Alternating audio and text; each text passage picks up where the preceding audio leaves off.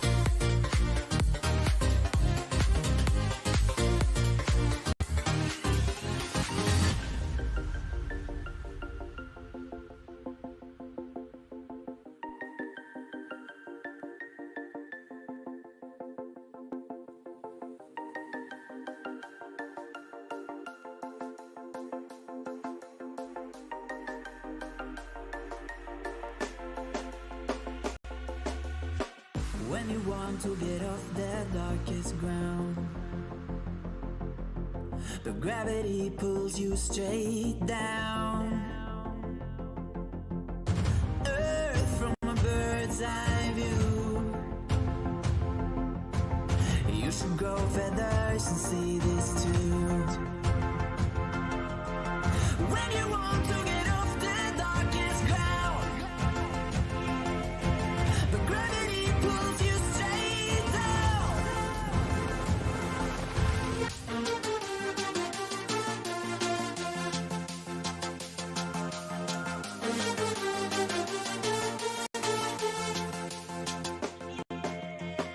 When you want to get off the darkest ground, but gravity pulls you straight down.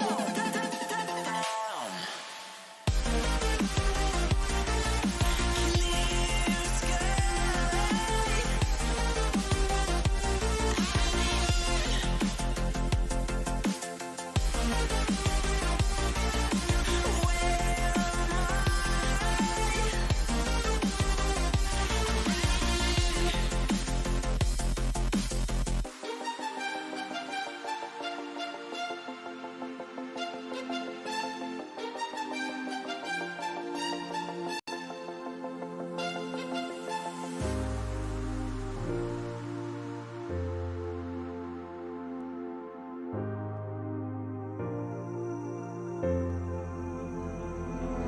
Without you, I remember myself, my name.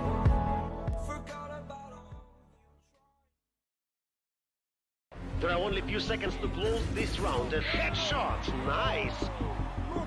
Fist bumps go to the teammates.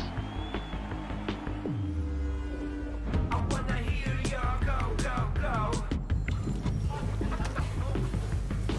Make them feel your smashing blow.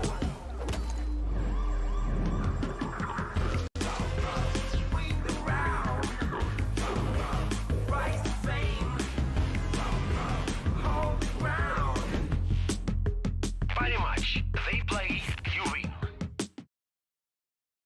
Hello, hello, hello, and welcome as we bear witness to Nemiga versus One Win, a rematch in which these teams have played 4 times over the last couple of months. And well, this is going to be a very interesting affair. Of course, since then, we've seen One Win have a few roster changes. We've seen Nemiga really rise up in the rankings. And for what used to be an age-old rivalry, it's kind of been put to bed. Now we might see a resurgence of it, as Nemiga on a bit of a loss streak at the moment. They've lost, I believe, the last, well, pretty much every single one, bar one of the last 6 matches they've played. Of course, One Win, bit of a win streak. Don't get me wrong, though, Josh. These teams have been very different. You know, Nemiga against Apex, 6-win strike, now Entropic.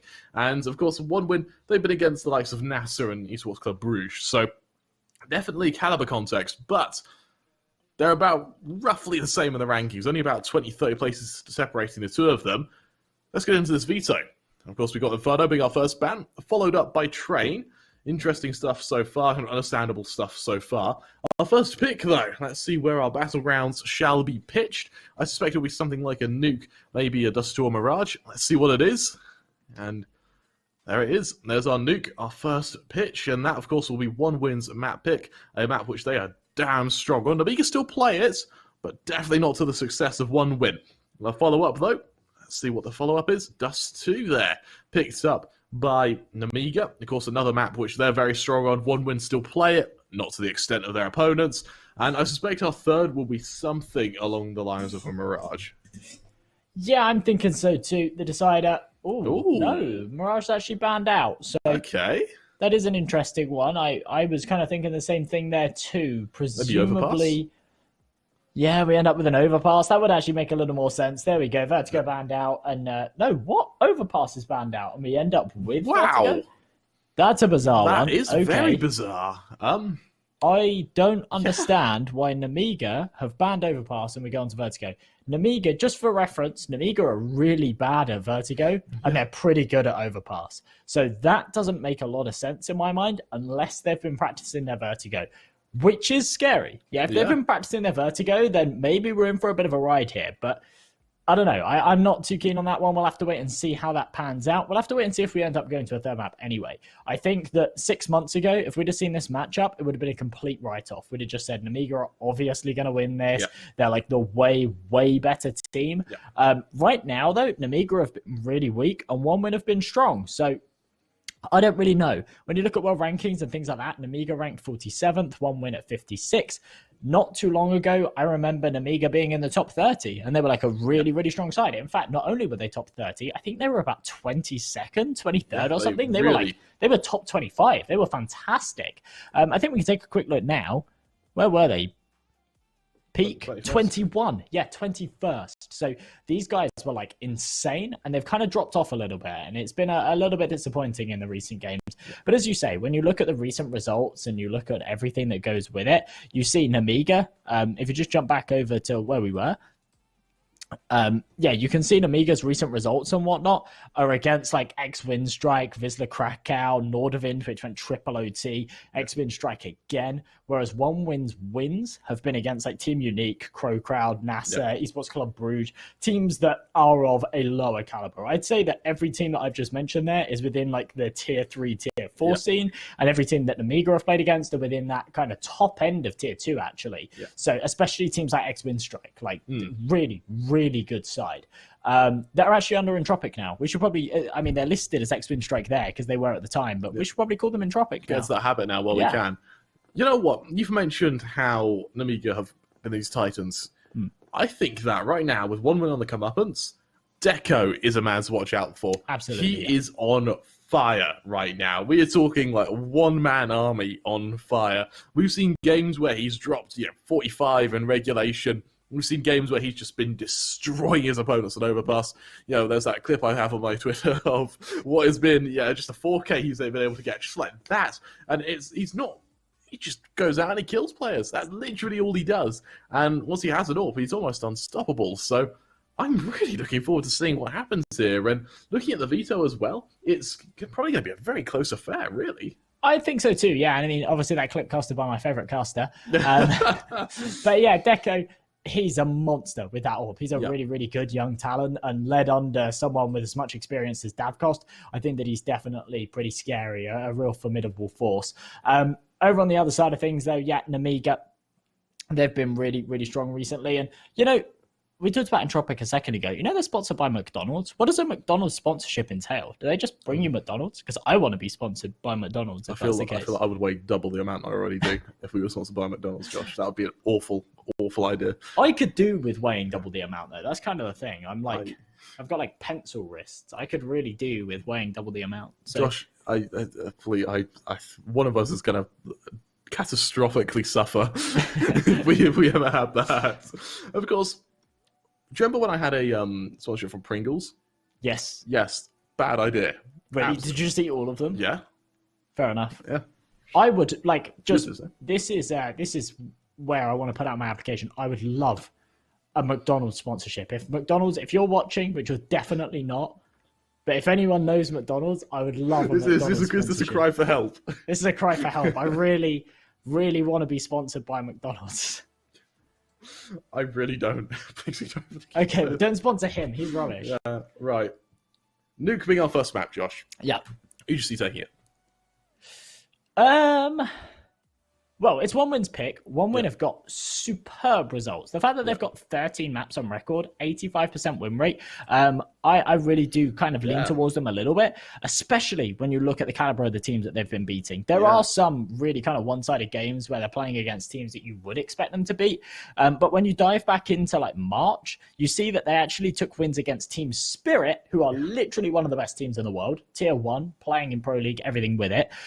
They took a win against Forza, they took a win against Illumina, they took a win against Hard Legion. They've been beating some really, really strong sides. So I actually think One Win probably take this map, but I think it will definitely be a close one. As we get into the pistol round, 1-for-1 trades kick us off. Travis going absolutely huge with 2.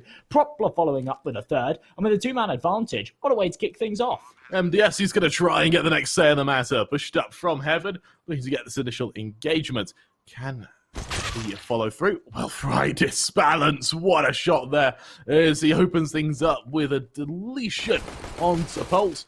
With aggression from Dav Costo. He'll try to get the next say in the matter. And as he does so, we see them hold firm. Travis alone in a 1v1. MDS has dropped down. He'll tap that bomb once. He might even try and just stick the 10-second defuse. With 5 seconds left, Travis swings wide. He'll finish the job. 1 win. They find the pistol round as they put themselves on the board.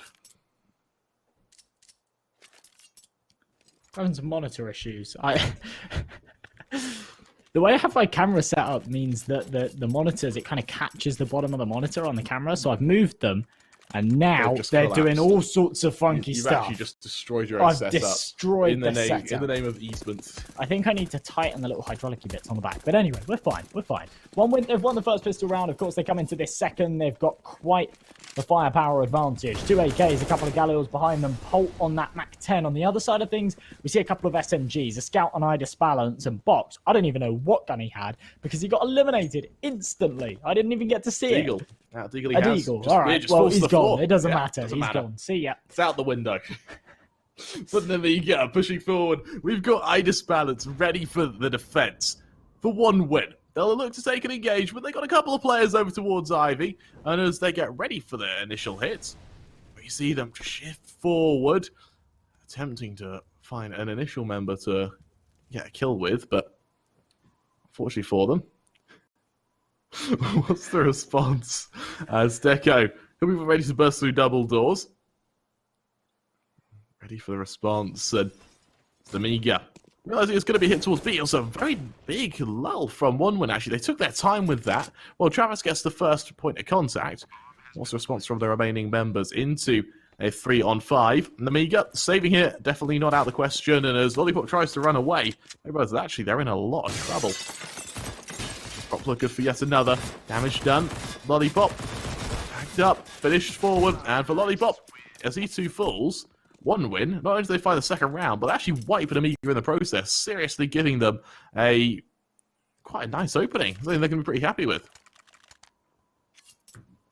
Well, this is a really good start for them, especially considering we're on the T side, yeah? Or I say we. 1 win are on the T side. So the fact that they've got off to this start, they've won the follow-up Force Buy as well, and now they go into the third where they've got a major advantage. Nemiga, they've got no Kevlar behind any of these guys. We see a couple of CZs come out, which is interesting because I think that the CZ, after all the buffs it's received, not buffs, the nerfs it's received, the opposite of a buff, it's not actually very good anymore. I really don't see the CZ used all too often. On that T side, everybody always seems to favor the Tech 9. On the CT side, we do sometimes see the CZ instead of that 5.7, but I don't know. Personally, I'm not the biggest fan of it. Either way, this should be a fairly clean one for 1 win and a chance for Polt to rack up some money as well. He's the only man that's kind of lacking on the cash side of things. So if he can find a couple of kills with this Mac 10, remember he gets $600 a piece for kills with this weapon. He could definitely do some damage. For Box, tucked in the corner, Travis seems to have a sneaky suspicion. Does he get the timing though? Oh, he's going to check it. There we go. Really, really smart read from him. Instantly shut down. And for Nemiga, this is where they get a... Well, they just lose this position. Nemiga, well, they try to follow through with just some form of control because, of course, 1 win have just shut them down as they suddenly constrict round towards heaven. Pulse is the man to watch out for. Idis Balance spotted out, quickly killed. There's no real response from them just yet either. As you wait to follow through. Jo, he also falls. And for Lollipop, yeah, he gets the kill. Yeah, it helps, but it's silver linings for him as he's unable to retrieve the gun. And for MDS, just nowhere near the opposition. Might have to even consider saving a P250. can I open up to you about something, Josh? Saying that now I see it being said quite a bit in the chat. Can I be honest with you about something? So when I was younger and I first started getting into esports and kind of seeing what it was all about, someone told me, this is back when kind of Epicenter 2017 was happening. So I went, by the way, Kremer, have you been watching Epic Enter? Epic Enter? What's Epic Enter? And so, for about a year, I called Epicenter Epic Enter until it took another player to go, Kramer, what the hell are you on about? And every time I see that message from Moobots, I think, damn, I'm an idiot. That's pretty good. That's pretty good. A couple of years ago, I almost had the opportunity to cast Epicenter for the Australian stream. Basically, a company I was working with were doing the Aussie broadcast for Epicenter back in like 2018 or something. And I tried to put myself forward for it. And basically, I would have had to wake up at like 4 o'clock in the morning to cast like the Aussie games. But I was super willing to do it. Now, in the end, I didn't actually get to. But yeah, I was always sort of watching Epicenter. And it would have been cool. It would have been really cool, to be honest. But either way, we're going to see one win coming into this one with a decent investment. They do lose that first man, but for Nemiga, that gives them something to work with. There's not much money behind them, though. That's the kind of the major issue here. I disbalance with that AWP. Rifles on the rest. If they can win this round, it's fantastic. But if they lose it, then they're in for some trouble because they'll be back down to an eco. One would be able to push themselves onto 5, maybe even 6. And at that point, bearing in mind, on this T side of Nuke, you're kind of looking for 6 rounds, realistically, yeah? And to be able to win that pistol round, put yourself onto an early 3-0 start, it puts you in a really, really strong position. It does. 35 seconds left, 1 win. They run down the clock now. Nemiga, can they stop them? Nemiga, as they set up towards center site, Davkost on the flank towards Heaven, is going to look to give MDS a bit of trouble. As Idis Bounce shuts down Propler, there's the opening. Up from Heaven, MDS trades onto Davkost, and for 1 win, they're slowly dismantled as they try to get to the site. With Pulp falling, Deco falls to Lollipop. It's a very clean hold, and with 4 players left standing, Nemiga are going to be pretty happy as that gives their economy the injection it so requires to stay healthy. With 1 win, going straight for a reinvestment, looking to topple them once again.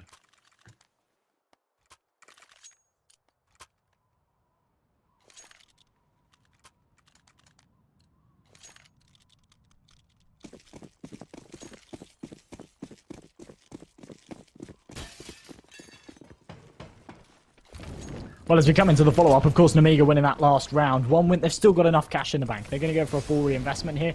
We'll see a couple of AKs. In fact, we'll see 4 AKs come into play. And we'll see that AWP on Deco. Box in the meantime. About to jump up onto the big red box in mid. Takes a lot of damage from that molly, though. I'm not sure if that's how fire works in the real world. But in Counter-Strike, it can be such a cruel mistress and can... eliminate your little off angles that you're trying to go for. Jo, in the meantime, entertaining the idea of someone maybe being over towards a squeaky door. That's not the case, though. Instead, they are going for full outside control, with Jo just watching their flank, making sure nobody pushes in. Good flash there. Will allow Box to go for the peak. He does a lot of damage, but no kill found. And with a minute left on this clock, still no casualties taken for either side. Pushing forward, it's Travis able to get the opening. Idis Balance, while he does trade, Propler. He's there, a response from Box. Catches him out into a 4-on-3 now when, well, he expects there to be a player behind that smoke. There isn't one. For the time being, it's 1 win. Look to hold. Nemiga found out around the map. I'm going to have to just get into these one-and-done positions and kind of tuck themselves in as they await the 1 win push. But with 30 seconds left, they're not going to have to wait too long. That's 1 win. It looks like it will be a hit towards A, which means even more pressure onto Lollipop. Now, MDS, realizing where the attack will probably come from, he's going to make his way up to Heaven to try and negate this attack. But Lollipop is the man to watch out for. Can he hold? Can he shut them down? Well, it's good for 1. Make that 2 with a spray transfer. Davkost good for another. But Lollipop lines them up. Make that 4 as he deletes 1 win, single-handedly holding that site and plowing through the assault, providing Nemiga with their seconds. Well, solid round there from Nemiga. 3-2 on your CT side. It's nothing to brag about just yet, but they're in a fairly solid position where they might just be able to tie this one up as 1 win Just down to the pistols. We see a little bit of Kevlar around it. Deagle's on 2. Tech 9 on Propler. P250 there on Travis. So maybe something to work with there. But I think it would just be damage. Realistically, up against these rifles, up against that Orphan Idis balance, I don't see them doing all too much. And here for Lollipop. Holding with this AK. We won't see him find anything. Nice headshot from Pulp, though. Kicks things off with a bang. And with the man advantage, they might actually be good for a bomb plant here, which realistically, in a round like this, isn't bad at all. You're absolutely right. A plant is best case scenario for one win, and well, luckily they've secured it. The box, while he makes his way up towards heaven, he gets ready for the initial player to fight, and without disbalance, he can deploy that swing to help him. Out it goes, push forward, Jo. Little does you know, a flank is coming, and while it does come, it's a missed shot by Davkost. While it's messy, it does work. The P250 from Travis is also good for another. Travis leaves Davkost and Idis Balance in a 1v1 with each other. Unfortunately, the bomb isn't really planted for Davkost, though. As he shifts forward, he makes a bit of noise. Idis Balance waiting for the attack. He catches him out, and for one win, they eco Nemiga there. A very clean round, and something they're going to be very damn happy with. 4-2, not a bad result there from one win at all, and as you say, one that they will be happy with. A round that they had very little equity in. Realistically, I was thinking that they'd be good for maybe a bomb plant. Maybe not a whole lot more than that. The fact they actually win the round's incredible. Nemiga now strapped for cash. One win should be able to put a 5th on the board. Everyone's speaking French in the chat, Kremer. I was going to say, why are we seeing so much French? None of these teams, they don't speak French in Belarus. Yeah, I don't know. I mean, you know, I speak just terrible French. I literally lived in Belgium for like a good couple of months. Don't speak any French at all. I'm terrible at it. You went to a country, just didn't learn the language? Didn't learn the language. No, I mean, to be fair, I attempted to. It wasn't like I was just super ignorant and just didn't learn the language. I was literally living with people that didn't speak English. So I had to learn a little bit, but I didn't retain any of it. I'm terrible. When you learn something very quickly, you also forget it very quickly. Yeah, there you go. That works, and for one win, they're actually just dismantling Nemiga as they fight them. They did lose the initial member, but they just continue pushing forward, and there's no real response from them. For one win, can they hold for Idis Balance? There's the aggression. Back and forth into a 3-on-2. Jo can't quite respond to Travis just yet, though. Instead, as he sits and cowers towards the Scubby Hulk. The aggression from Deco, though, but that's a very, very missed shot. A shot they do not want to be missing, and now they try and pressure down Travis as he bolts his way up to heaven, realizing he's in so much trouble with them pressuring behind him. The molly does buy him time. The molly comes in the nick of time. As the plant goes through for Nemiga, alluding to a flank here. Is it enough to topple one win as they brace for the oncoming players? Well, a 2 versus 2, anyone's round for the taking, really. The issue is that the 2 retaking CT members do not have kits. They have no utility, no diffuse kits, and I really don't see a way in for them. Jo needs to hit a big entry here, and with Travis playing on Hollow Vent, he's just playing his life, buying the time. Polt's going to open things up. Travis with a beautiful headshot to finish, and as he goes 10-3, this man's farming right now. 126 ADR, he's going absolutely huge. On the other side of things, Idis Balance putting up a similar performance, but he's on the losing end. He is 5-2 down, 1 win, putting up a really solid fight here on Nuke. And, you know, after what we've seen so far, I'm really feeling 1 win on this map. Likewise, Nemiga, they just aren't really responding to 1 win with much conviction. We see them trade for the first 2 players, but the response from the 3rd and 4th just isn't enough. And as they find their rhythm, as they find their effects, for 1 win, it's just a matter of draining that Nemiga utility, playing the long game, playing the patience game, and looking to excel from that.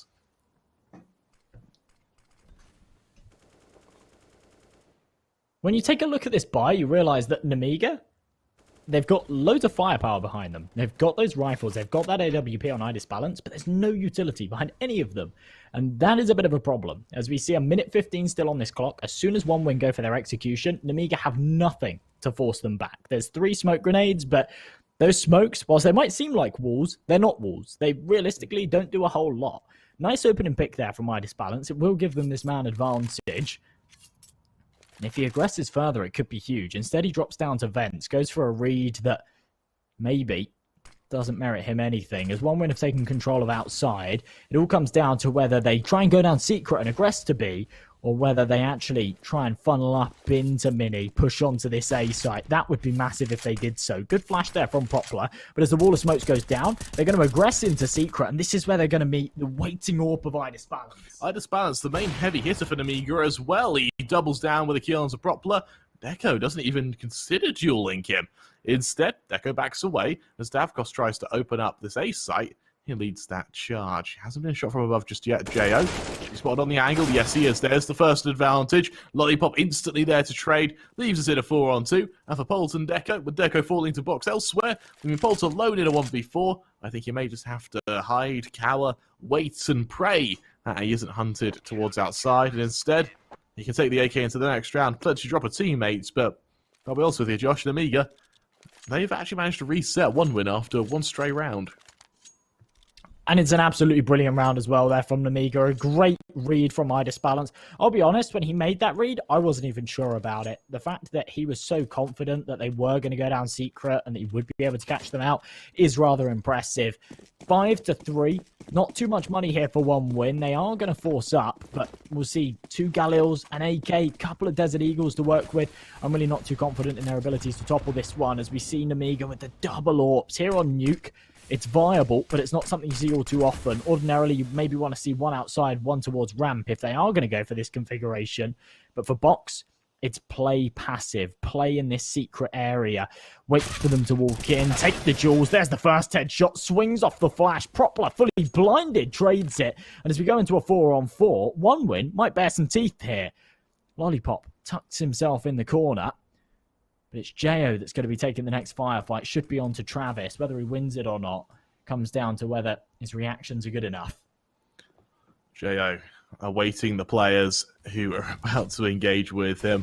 Molly goes down towards double door. Travis about to lead this charge. He loses his head. Poplar, low HP, is also under a bit of pressure. And instead of realizing this, just backs away. One win. They turn their attention towards A, and as they look to take an engagement with Idis Balance on Heaven, hasn't quite been spotted as he's good for one.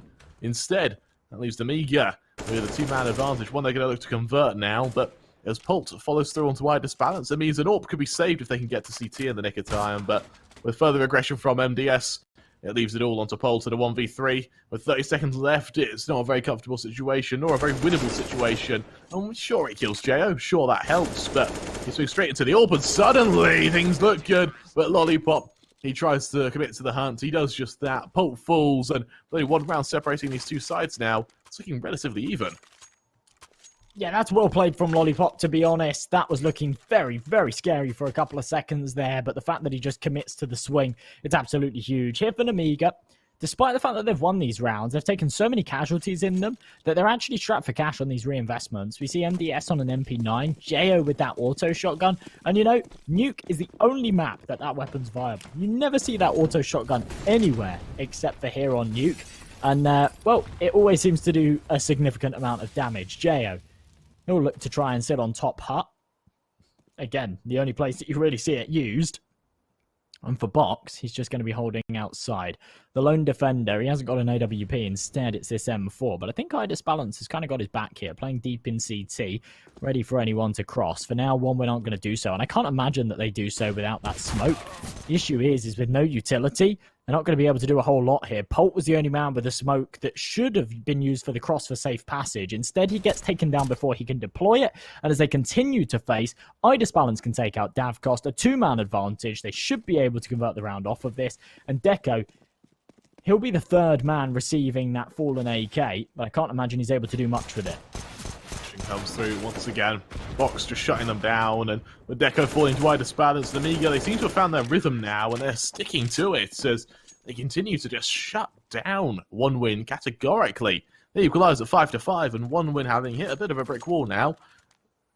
Struggling for a response. With no money, they can't go for that AWP onto Deco, meaning they have to stick to these faster plays with these AKs, and the utility that comes with it, fortunately, means that they can't play the long game. Otherwise, they just lose the war of attrition.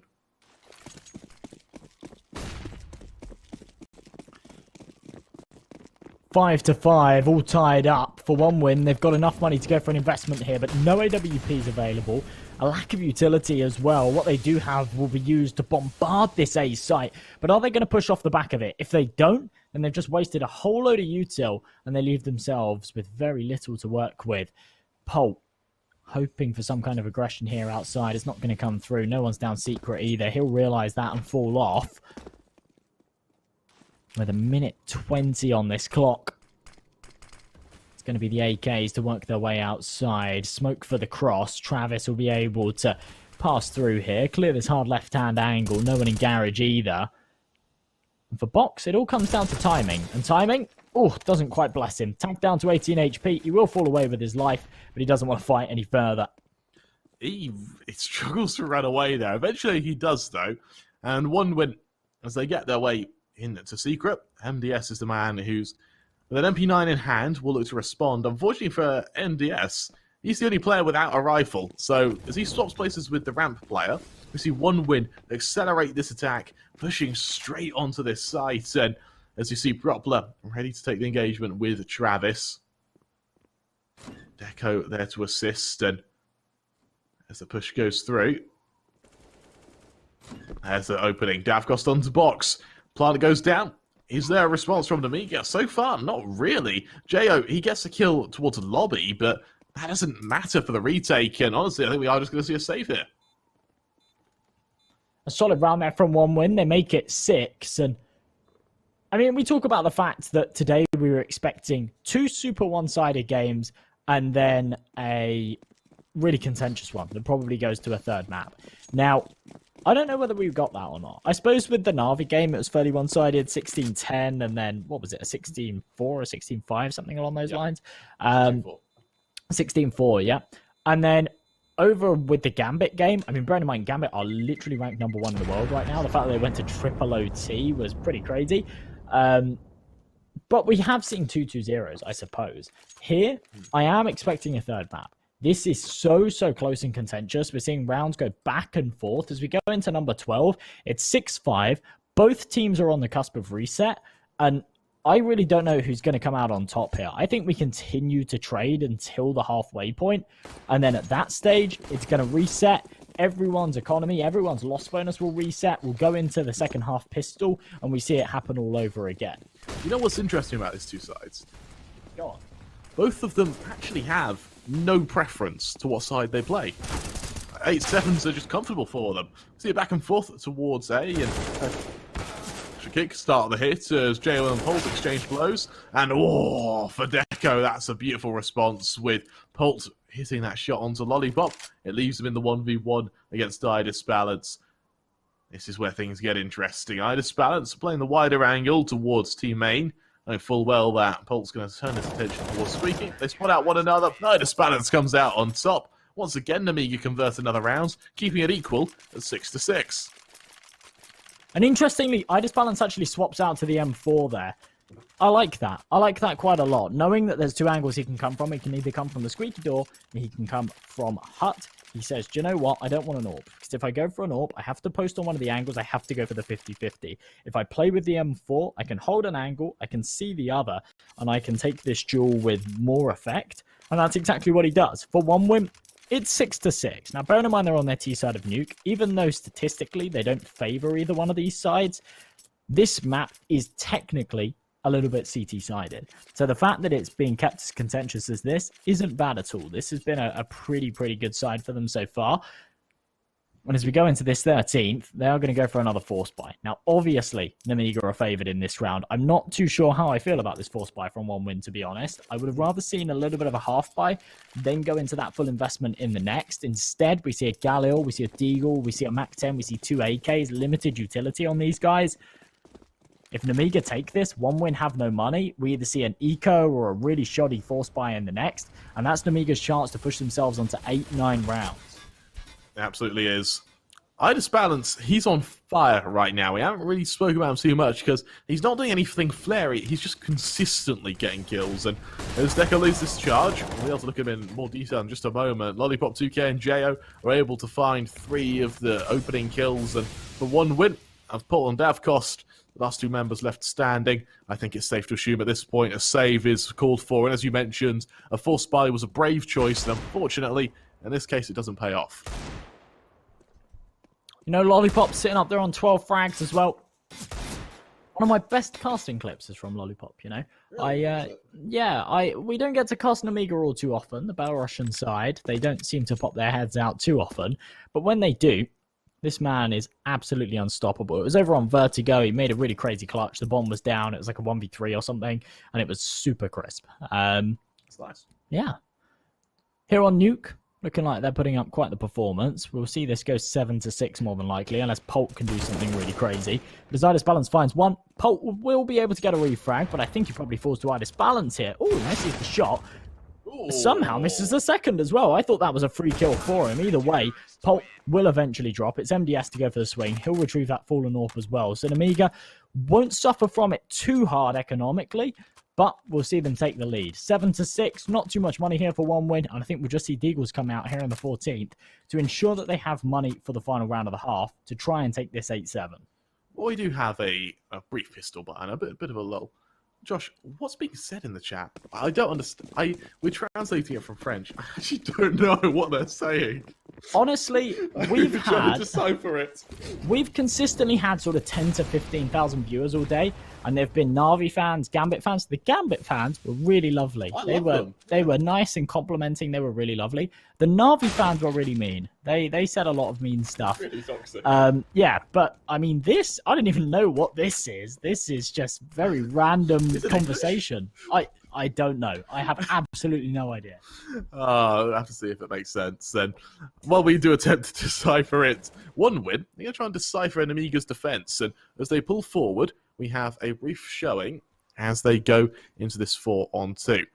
Pulling ahead, there's no engagement just yet as Propler and Deco both fan out around the map. And getting a kill here would be great. Maybe saving a weapon is their objective, but strictly speaking, it just won't be enough for them. You need to bear in mind that they are against these kind of very well-versed Nemiga players who are acutely aware of what Wallwings are going to attempt to bring them. And with 45 seconds left, MDS will hear that window open. He'll tag down Propler. Should be a quick little finish, and not finish it just yet, but instead, it turns around to Deco, who's actually able to finish the job. So, winner 2-on-3. Propler, nice shot onto Jo, and suddenly things get that bit scarier.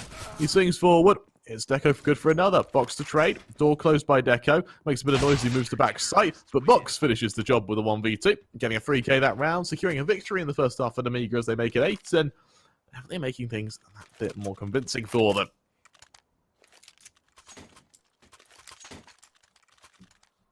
Moving forward. What can they do for one win? A tough buy ahead, and right now the man to fear is Idis Balance going 18-8. That man, he's on fire right now.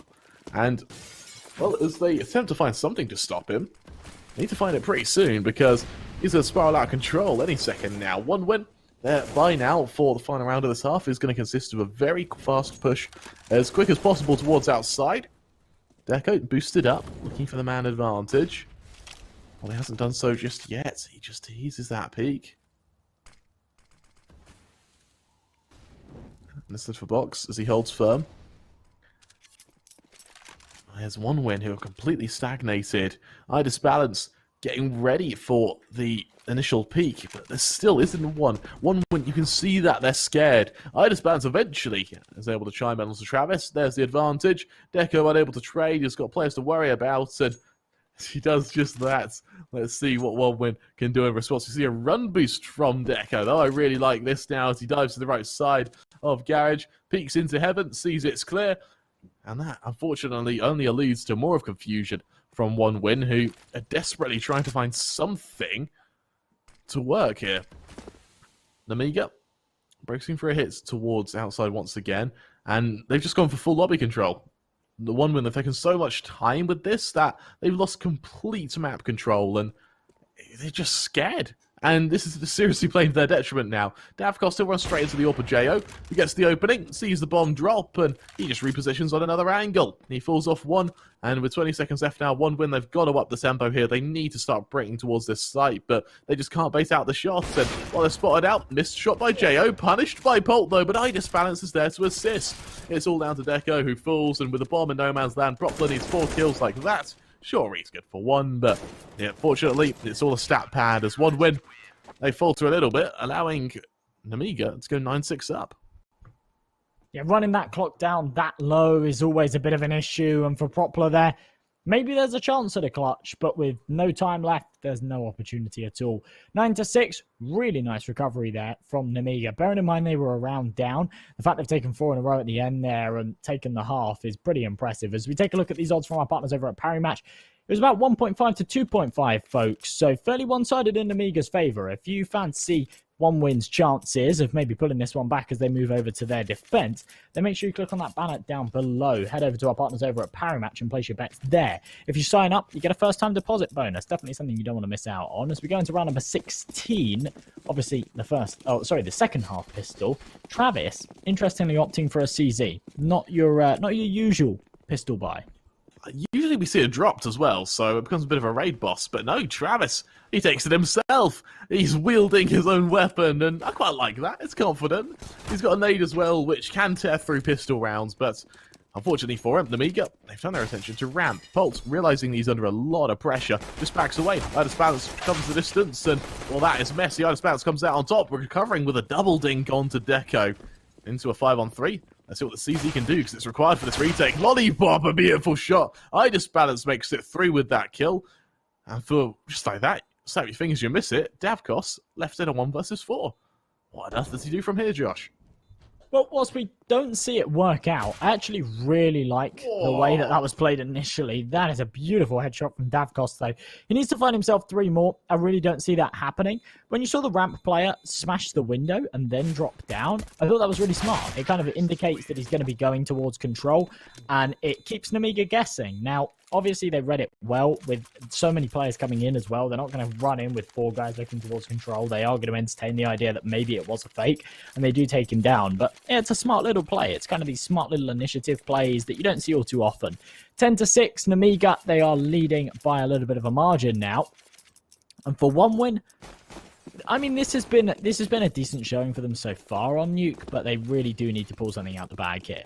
If they can win this second round, it'd be huge. If they can't, they go for an eco in the next, and then they absolutely have to win the buy round. If they don't, it's going to go 12-6, and then Nemiga can snowball from there, and that's certainly worrying. It is for Propler. He's tagged down so low early on. He's not killed, though, which means he can still fight back, but a stray nade is a bit of a nightmare for him. He has 1win. They know Nemiga are outside, but they don't know to what extent. And as MDS leads this charge, he's necked down by the scout on outside. And rather than commit to the fight, he actually just backs away. I quite like this from them. It means that they are valuing their lives on Nemiga. They're not going for anything too aggressive. And instead, for 1win, this is where they brace for the assault and just wait to see what Nigma do next.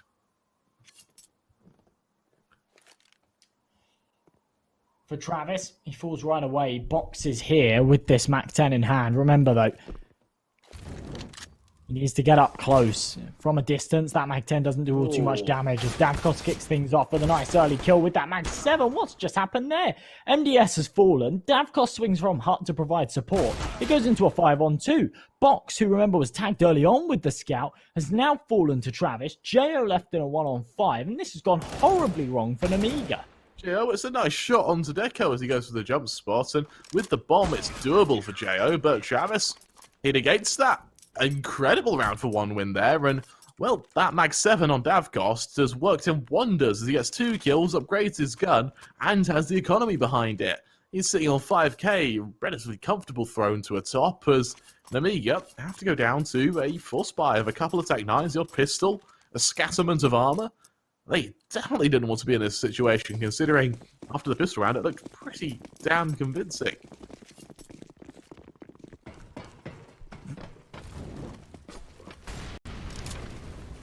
Minus in the chat, my friend. I like Q. I don't know what's going on in your head, but I like Q. Yeah, he's talking about random stuff, isn't he? Yeah.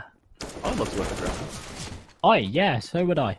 So would I, to be fair. I want it to be like Toothless, though. Yeah, that would be cool. Toothless is a cool dragon. Of all the dragons, he's cool. I used to have a friend that had a Komodo dragon, and he used to just call it, like, his dragon. That was kind of cool. They're vicious, though. They're like... Have you actually seen Komodo dragons, like, in packs?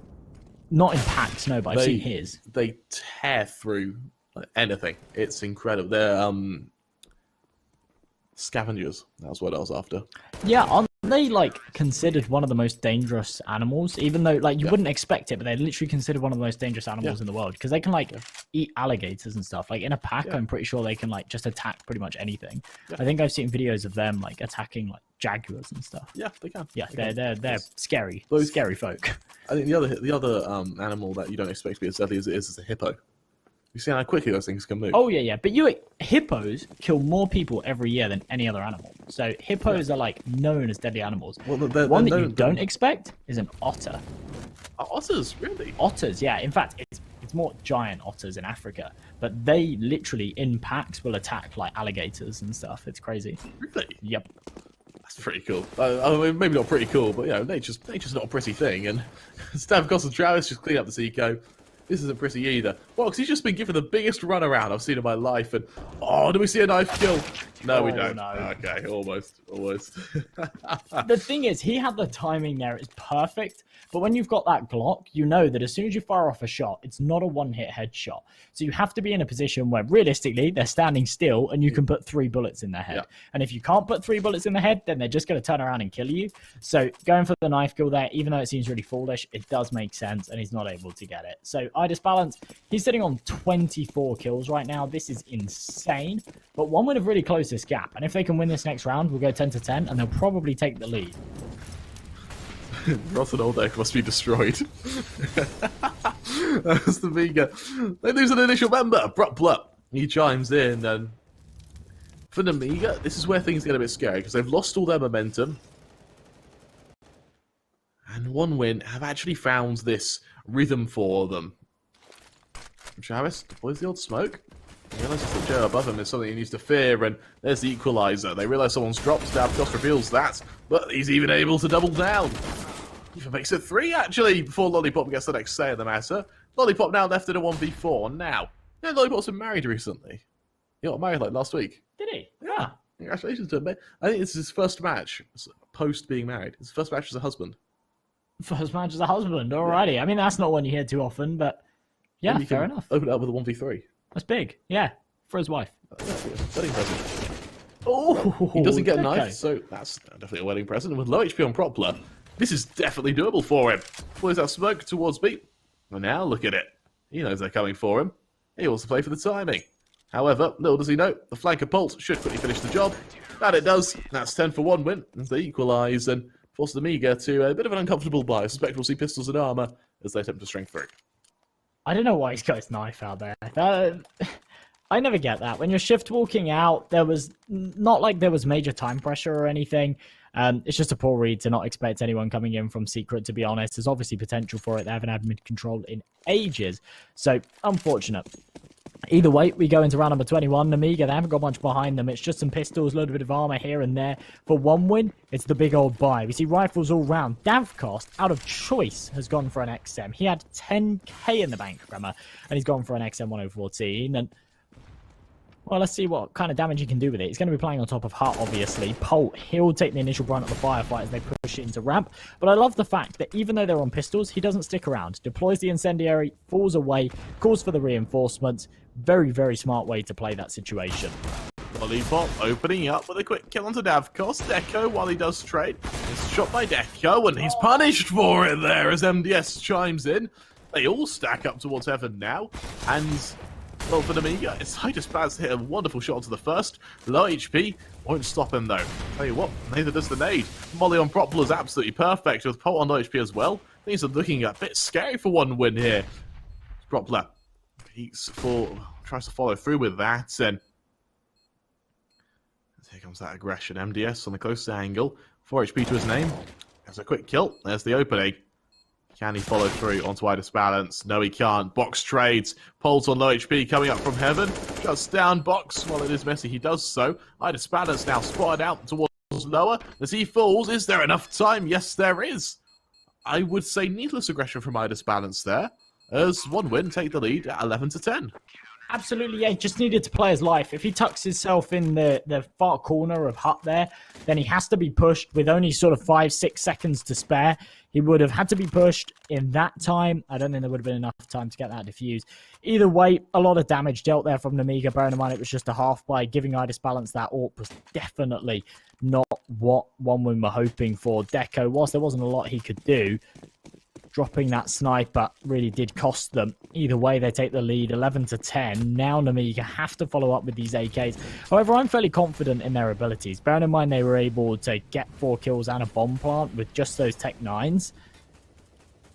I'm not sure. We'll have to wait and see. Deep smoke's coming to mid. Actually, the cross is smoked, the deep cross is smoked, and garage is smoked. This gives Box so much leg room. It's actually going to force One Win away. They're just stacked up on this A site. They've got 3 members posted here, and as the spams come through the wall, negligible damage dealt onto Travis, but for Box, he's taking garage control. Deco, up secret, takes him down, and now with the man advantage, Deco millimeters away from connecting through the smoke, but Polt's able to follow up regardless. In a 3-on-5, Nemiga. They need this kill on ramp and quickly. Polt, he is... If they can kill him, they can push forward, they can try and get towards B. If they can't, then, unfortunately for them, One Win are going to shut them down, and as they change their mind and look to hit A, they're running straight into a 3-man stack. Propler, the first man to worry about. Propler goes a bit aggressive there, peeks into them. Needs to be careful as Idis Balance removes his head. Deploys that molly towards vents, means the push can come through. Davkos back sight, a position in which he's played to an admirable degree, but as Joe finishes the job into a 3-on-3, suddenly things look a bit more Belarusian oriented, as the Belarusians wait for One Win to commit to their assault. And Idis Balance position, ready to duel Travis for this initial angle. Idis Balance currently sitting on 26 kills as well. He is leading the server by quite the margin, you know. And as Travis starts to pick his way into Mini, he'll be taken down by Idis Balance. Idis Balance has a great read on the situation, and the calls are perfect. He starts to divert his attention towards heaven. No one's going to pick him from there just yet, though, as One Win realise that they've probably got no chance in this one, especially with one of their members on an AWP. It doesn't make much sense to commit to this. As Polk gets taken down, that's Deco's cue to get the hell out of there, hold on to that sniper for the next, and allow Nemiga to start the scoreline. 11-11, folks. It couldn't be closer than this. Out of interest, what accent do you read Minus's messages in? After he was talking about France, I read them in French. I am Healer, the master of the game. The master of the game. Atari 2000. I can't do a French accent, I'll be honest. But Atari 2600. is that how you think French people talk? Yeah. Nor do I don't know. Une baguette. This is it. I'll have what he's having. Yeah, I don't know. With Amiga, we might see a bit of a fast hit now as they brace themselves in lobby. The mollies deter anything too quick, but let's stop it. Instead, there's a set piece. A weather utility goes flying. Davkos fully blind, good for one. Pushed forward and traded by Jo as Deco rings true to the assault. Travis hiding back sight. They know he's coming, but can they stop him? Jo, yes he can. 3-on-3, a situation with the almost exact same players as the last round, except this time One Win. They may go for a save a bit earlier on, minus the fact they have the bomb in the lobby. Now MDS, without any util, need to rely on Jo to get with them, deploy that smoke, and then use that to get their plant. Instead, Lollipop gets the first kill. Deco, does he aggress so far? No, he doesn't. Instead, they use the flash to aggress onto him. Deco punishes with a kill onto Lollipop, and while they do run away, they do get the bomb away. Instead, Propler rings true with a kill onto Jo. MDS now alone in a 1v2. And for MDS, he's not had too much impact this game. Going 7-15, I know that he would rather have Idis Balance in this, but you have to play with the hand you're dealt, and for MDS, he's been dealt a fairly rough one. And no information on One Win. He can get this initial kill towards sight. He's in a pretty strong position. That he is. Hunt goes down. Deco. Now he's got to be a bit scared as he pushes his way towards lobby. MDS with a smoke to work with. Gets ready for the push, and with Squeaky, I believe it's open. That it is. Deco, he's got to make some noise soon. Does MDS spot him out, though? Deco already out from main. All it takes is MDS to turn at the right moment. The player under him. He's actually been able to outmaneuver Deco completely now. As Deco starts around the site, the second he makes some noise, that he does, spotted out, finished off by MDS as he wins the 1v2, and he makes it 12-11. Well, really, really strong stuff there. Very, very well played from MDS. And XQC, speak some French for us. Wait, yours for XQC. Bonjour, je m'appelle XQC. I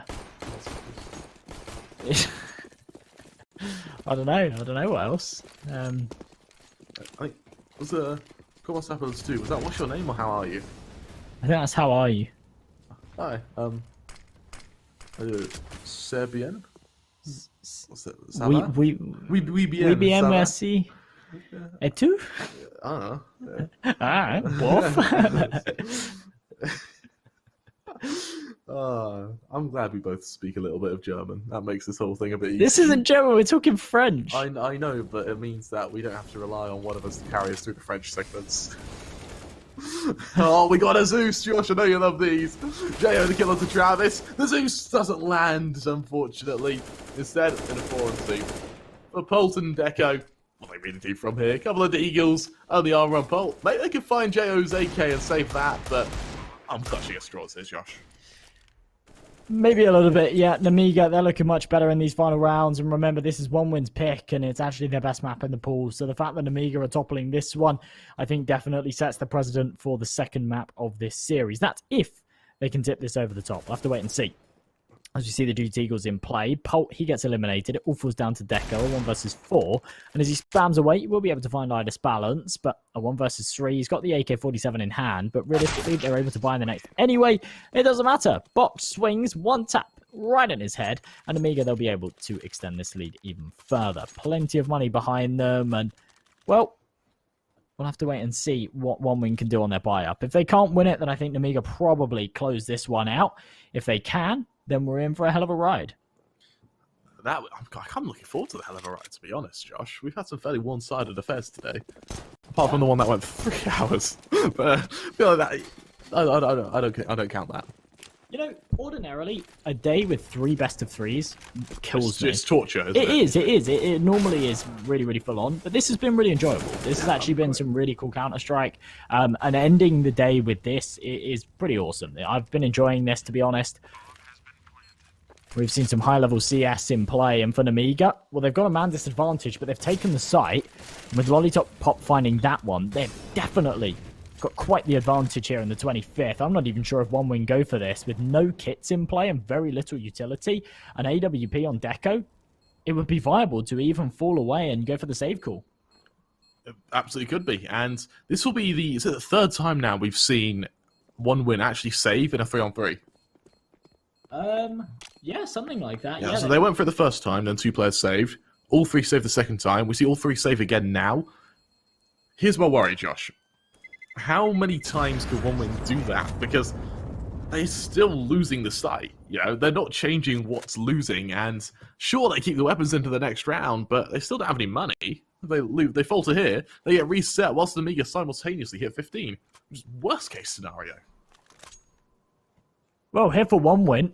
Off of the back of saving those weapons, they will actually be able to pull out a decent buy in the next. In fact, a pretty good buy in the next. Dav cost on that FAMAS. Propler, he's not going to be able to buy any more than a FAMAS here. I actually wouldn't be surprised if we see something even less than that. The only man that can really drop in one is Deco. Propler could buy himself one, but then there's no utility, so maybe we see an MP9 come out, something like that. I wouldn't be surprised. Quick timeout to decide what they're going to go for here. And there we go. Okay, right. He does actually buy himself a FAMAS. Now, Deco, I get this. Deco's got $2,600. He doesn't want to spend that on dropping Propler or FAMAS because then he can't afford an AWP in what could potentially be the final round going into the next. However, Propler buying his own FAMAS means he can only buy himself a smoke grenade. So no utility on him. And that's going to be a major issue here for OneWin, or a potential major issue here for OneWin.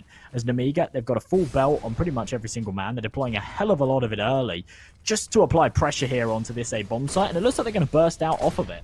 Bolt looking to hold with this position in heaven. It doesn't matter though. Travis is the first one called to action. Good for one. Idis bounces trade, and Travis, if there ever was a time to go ham, now would be it. MDS spots him out. Still can't kill him though. It's in this 4-on-2. It looks like one winner finally found the secret sauce, the missing ingredients, the magic words to teeter them forward. Travis has woken up at the perfect time. However, even if they win this, they're still 2 rounds down, and they need to be able to repeat it. And shutting down a fast play doesn't really have too much repeatability because it's down to Nemiga who have to just change it. Idis Balance right now sitting on 29 frags, and it was quite funny. I was about to touch upon the fact that headshot percentage has a headshot percentage of an author. Yeah, 31%. You kind of expect that from your man on your AWP. And then we switch to MDS, who's kind of this support player. You're expecting him to hit the big headshots. 16%. He's not hitting any of these headshots right now. As he retrieves the bomb note, let's see if he can still do the damage as he takes it. They're expecting him to fall away. Instead, he aggresses around this smoke. Will spot the head in heaven, but as he fires off the shot, he'll take damage, tries to get down vents, does so, but dies in the process. And Idis Balance, while he's good for one with a P250, he's instantly traded. Now, no weapon saved across for Nemiga. They have still got money behind them. We will see them go for a full reinvestment. But for one win, a similar vote for them too. AWP on Deco, rifles on the rest. This is their chance to close this gap, but will we see them do so? With neither side not having any economy, actually, if Nemiga win this is where things get seriously scary for one win. As the aggression comes out for one win, if they can just shut down Nemiga for this one round, then they can convert their map pick. Bear in mind, this is one win's map pick. This is their home ground. I want to win this. For Box, he'll shift to the other side of this smoke, getting into garage, and so you mentioned this trifecta of smokes really gives Box a lot of wiggle room, and he dances through the first smoke. I think he actually avoids one of the initial members, so he might be able to get a bit of presence into heaven off the back of this. And while Nate's tries to land towards Squeaky, not quite landing, eventually Deco realizes, recovers, and kills Box. Response though, oh, that was close. Idis Balance, he's getting so close that he's just not able to hit Travis there. And Friday Spanner, Travis, I don't think he realizes just how close he was to death there. That is unreal. I mean, a couple of those shots I really feel like connected, but I don't know. What do I know? Travis still alive and kicking, hasn't taken any damage just yet as he swings in with this man advantage, and with his 26 frags behind him, he's going to feel confident with Davkos there to support up on the rafters. MDS will eventually execute him, but Davkos still firing through for damage. Proper coming up vents. How on earth does he get away with that? You're so inaccurate when you're on that ladder, and he's somehow managed to find 2. Fair enough to him. Shuts him down, and let's see what one win do next. Honestly, Josh, I think for one win, that's what teaches them to either overtime or to a victory here. That round there is what gives them that momentum. And while, dare I say it, this feels a bit like a 3v1 at times between Travis Pulse and Davkos versus Idis Balance, with support in between. Yeah. Idis Balance is really the only man putting up numbers here on Nemiga. He's sitting on 30 kills. I don't think anyone else has even hit the 20 mark. So They haven't. Definitely concerning here. But he is putting up such a fight that even in rounds like this, you see him go for that Deagle, you see him go for that Kevlar, and he's going for the entries right now. Ordinarily, you wouldn't see him entry fragging, but he's just feeling good as he peeks in. Ooh, crosshair on the head, but he doesn't fire the shot. Polt's quicker to the trigger. What is this he's doing? This is like some weird spam crouch key. I think he's gonna jump. He's just gonna pause in the middle of nowhere because he's turned on sticky keys. I don't know how he's able to do that though, because there's a mechanic in Counter-Strike to essentially stop you from doing that, which means if you crouch sort of 4 or 5 times in a row, it slows you down. Your player basically gets tired, and you crouch slowly, and it means that you can't basically spam crouch so that they can't hit the headshots. That's an unbelievable headshot there from Jo. As Proper is able to find a refrag elsewhere, he needs to be concerned for Jo. He does find him. And Kramer, I'm just going to touch upon this again because the final 2 members are on an eco. How is he doing that crouch spam? I'm going to be honest. I'm not the biggest fan of that. I don't like that. Is it a visual thing? Well, it's not. I mean, it could be a visual thing, but if there's genuinely some kind of bug in the game where you can crouch spam like that and it doesn't affect your crouching movement speed, I don't like that. I don't like it either. Because there is genuinely a mechanic that's put into the game to stop you from doing that. that you've circumvented. Exactly. I think it's a visual thing. Okay. I'm Hopefully it is. fairly certain it's a visual thing. As Nemiga push forward, let's see if they do it consistently. If it happens again, then we'll see. But for Nemiga, 14-14, they lose this round and they're out of money. They're going to be aware. They're going to be very wary of that. They desperately need it, and as they get ready for a hit towards ramp, Pult's the man to defend, and yeah, he's not doing it now. I think it is just it was a visual thing. As Pult gets ready for the initial hit, peeks out, spots the initial member. Flash goes down towards ramp, though. And as aggression goes through, he's fully blind as he sits behind this box. Joe, always expecting him to come out, shuts him down. Man advantage. Is it traded by Propler? Instead, he actually opts to go back to CT. They don't even want to fight him. Instead, Davkos goes aggressive. As Travis is called out towards Squeaky, Davkos trading means that event control is established for one win. Nemiga realizing this, actually turn their attention towards Lobby. With the flank coming through from Box, he's caught out by Deco there. Once again, those ladders really favoring one win. As Nemiga realize what's up, turn their attention to B. As I dispense to aggress towards single door, as the plant will go down. And for one win, can they cancel it? And or do we see them get thrust into this retake? Deco expecting the aggression of Idis balance. Instead, he's placed a close angle. MDS there to support him. With Deco good for the first, is there a trade? No, there isn't. Instead, Idis balance and Davkos exchange blows, leaving Jo alone. Good for one. 1v1 with Propler now, and Propler with a molly. Means that Jo is going to be left in a very uncomfortable position. He spots him out. There's the kill for Jo. That 1 versus 2 is just perfect. 15-14, and my goodness, Nemiga. I mean, to see a round 29 1v1 like that is absolutely crazy. And right now, look at that. Our odds from our partners over at Parry Match ever so slightly favoring Nemiga. Bearing in mind they're 15-14 right now, I'm fairly surprised by that. But they seem to be pretty confident that one win are going to be able to take this next round and take it to OT, especially considering Nemiga are pretty strapped for cash right now. Even though they won that last round, going into the 1 versus 1 means that they have to go for 2 Galeals, a few AKs here. The buy is definitely stronger on the CT side, and they have been better here. As we go into this 30th, remember, folks, there's very, very little time left to place a bet on this game. But if you want to do so, then head over to our partners over at Parry Match. Get that first-time deposit bonus. We've still got 1 more map at the very least, potentially 2 here for you today, and then plenty more maps in the Epic CS League over the next couple of weeks. 15-14, Nemiga looking to close out their opponent's pick, and this is their chance to do so. They do it quickly. Aggression towards A. Davkos good for 1. Make that 2. Deco chimes in. It's a slaughter on the A site. And 1 win, take us straight to overtime.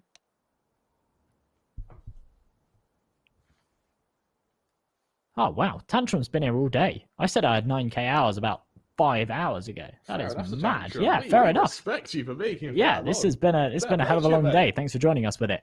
I know that's kind of my point here. I know that crouching like that isn't possible. So bearing in mind there's been new updates and things like that recently, I was kind of entertaining the idea that maybe there's some kind of crouch bug that means that they can exploit something that means they can crouch quickly.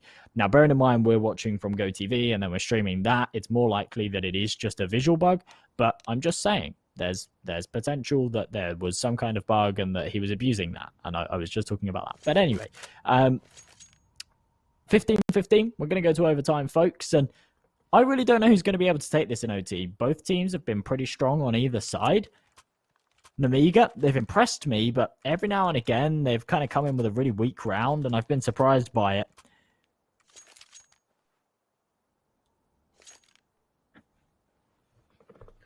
Moving forward, 1 win in a very, very strong position now, and the reason they had... Oh, you can see a bit of a tickle from Davkos onto Pult there. Yeah, just reminding him he's there. And here's the thing, Josh. When we see these teams mount a bit of comebacks, Nemiga, they had such a strong performance there on that last round because they thought 1 win had a reset economy. That's where we see them spiral out of control. In times when you can reset to the economy. That's out of the question. 1 win on the CT side now, able to get a bit aggressive, and even though it's 10k overtime, at least they can guarantee 2 buys. As we see Travis, he's with Deco. There's the opening. MDS to full. For Nemiga, they actually stagnate the sit towards ramp. Through the wall, though, Box is taken down, and I didn't even know that was possible to spam, but hey ho, well you know. And he's landing pretty close to Jo there. He's forced away, and for one win, now the man advantage and a definite HP advantage. What did Nemiga do next? Well, for one win, I think this is a must-win map for them. If they can take this map, they probably lose the follow-up, and then they could maybe take this series 2-1, because they're pretty good on the third map of this series. However, if they lose this first map, then I think we probably see a 2-0 for Nemiga. It all comes down to who can win this first map and whether the momentum carries off across it. Jo able to trade out these numbers. 4 versus 4 now. If we see Travis drop, actually the hardest hitter here for one win. As Lollipop finds another onto Davkos. Side balance. He's been mollied back, but the nade's going to go into main. Not do too much damage, but as he fires off, the shot's incredibly close. Can't connect onto Deco. He darts his way back down ramp.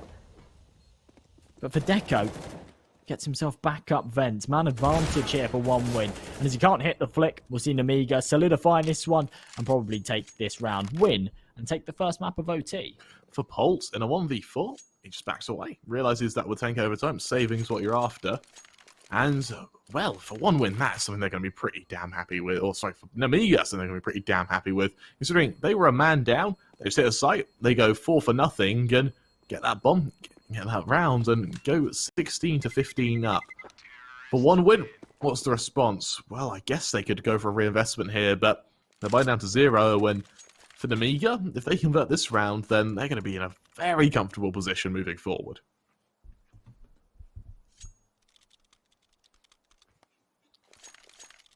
As we go into the second round of OT1, one win, they're going to come in with a hefty buy. The issue is that this is 10k overtime. We've kind of established this. We've seen a few overtimes today. In fact, we've seen our fair share of overtimes today. So it's been quite a recurring theme that the CT side do struggle if they end up losing 2 rounds in a row. They don't have any money going into that third, and it's a good chance for the T's to capitalize. Propler loses his life early. For Deco on that AWP, he's gone for back-to-back sniper investments. He's got literally $0 in the bank. So the fact that Nemiga have been able to take this man advantage, they cement themselves at probably 65-70% chance of converting this round. Very, very powerful indeed. They need to make sure that they don't give up this advantage, because this is their opponent's pick, and if they can take it, they're in an incredible position. Boost up from Idis Balance. He actually gets the kill with it. Oh, I love that boost. It's the first one I've actually seen it work out. Polt falls, 2-man advantage, and Nemiga, they're unscathed in this process. Davkos chimes in for one, but Lollipop shuts down his teammate. Davkos can't 1v5. He's swarmed and killed. The Deco pushes into Idis Balance. Another missed shot by Idis Balance there as Deco looks to trade it. Instead, as they take another fight towards Squeaky, Idis Balance! He is struggling, to say that he's playing with his food a bit. As Deco realizes the molly leaves him in an uncomfortable position, and he doesn't really push through it. Instead, he just waits to see what one win does next, and at what will be 17-15, and Nemiga starting to really pull forward. I've been getting itchy fingers for the last 10 seconds. I've wanted Deco to just go for the save call, and finally he grabs that AWP and commits to it. When he swapped out to that M4, I thought to myself, no way is he going to try and push through and go for this clutch. He's the only man here that hasn't got any money. He absolutely needs to hold on to that AWP if he wants a chance to have one in the next, and luckily he does so. With him saving, it means that we will actually see a buy going into the next. Travis, he'll be a little bit strapped for cash. Polt should be able to drop him. And we'll see a full investment all round. Deco on that AWP, everyone else on the rifles. Had Deco have died there, we would have seen a very different story. He probably would have been down to a pistol or an MP9, something like that in this one. Going into the last round of the first OT, though, Nemiga looking to make it 18-15. If they do so, at the very least, they secure double OT. And then they've got 3 chances to close it out for one win. They could really do with winning this one. Single sniper setup, everybody else on the rifles. Propler, interestingly, down to the FAMAS. And as we see the spams come through, it's not going to merit them any damage just yet. Jo going aggressive to outside, spots out the FAMAS, and for Propler, he doesn't dare re-peek. Instead, backs away, waits to see where Nemiga chooses to attack from. And for Nemiga, Deco to lead this charge, pushing forward. And there's the first. Jo falls. Idis Balance, can he trade? So far, no he can't. Josh has one win. Just found out round the map, found out round the board. Attempts to shut down Nemiga as the Belarusian side turn their attention once again towards outside with, I guess, a second attempt at a take now. With a Lollipop making his way down from main into vents. Will he be able to exploit this? And while they're hard clear to make sure no one's on a closer angle, it means that Pulse, pushing forward, is going to be in a fair bit of trouble. Instead, Nemiga, they just secure the angle. They secure the whole of Secret, and it kind of makes Lollipop's push there kind of irrelevant, considering that one win and just holding from the site. Still with this man advantage, one win, not letting up an inch. They've got this man advantage, of course, and they do not want to lose it. With 25 seconds left, Lollipop needs to make a play. He's at the single door. He's reluctant to open it, but he has to. He has to open this door. He has to go for the swing, because if he doesn't, then they're going to get timed out by this clock. Polt, he is in a very weird off angle, and it doesn't merit him anything. I actually don't know why he still sat there late in the round. I think he wanted to move, but realistically, with such little time on the clock, he didn't want to make that mistake and move at the wrong moment. Travis and Propler able to follow up, but with a man advantage, one win, they might just be able to tip this over the top. As Propler finds the first, it all falls onto MDS. A 1-on-3. The bomb down, so he's got the time pressure. There's a fuse on the round, but Deco, what a monstrous shot. As we see one win take their 16th, and what a round for them. That's an opening to be proud of, and as they completely dismantle these members, I am very impressed with those members. I'm very impressed with one win on the retake there. For Deco, instant 180, instant down, and it just destroys their opponents now as we expect to follow through. None's come just yet, though. As they move forward, what's the response for them? As the members over on Nemiga with an uncomfortable position here. Let's see if they can convert to a victory. As we see the double sniper setup here for Nemiga on their CT side, they're looking to do some substantial damage. Deco entertain the idea of maybe going for a ram peak, realise that, they might be on a double AWP setup, and he falls away from it. Of course, smoke goes down on Squeaky. Jo playing nice and defensive here. And for one win, it's interesting. They don't go for a single AWP. Deco doesn't actually opt for that sniper at all. Instead, we see the 5 rifle setup. I kind of like that. I like the versatility that comes with it. And it looks like they're going to take outside control and probably go for B off the back of it. But Box spams through. Doesn't connect for anything for now. There we go. There's the damage onto Travis. And, well, 52 points of it. Quite a substantial amount. That it is. Jo, he's even able to find that opening with Propler falling. And Box, he glaives the smoke. Travis falls. Did he B-hop away as well? Even better. There's one win. I guess they can't really get angry at that. Box takes another fight with Poles at range. It's brave, to say the least. MDS getting a bit of an itchy trigger there as he attempts to shut down the first member. Instead, he continues aggression and Davcost. I don't like that from MDS. A bit too aggressive. He's punished for it. Idis Balance does recover, though.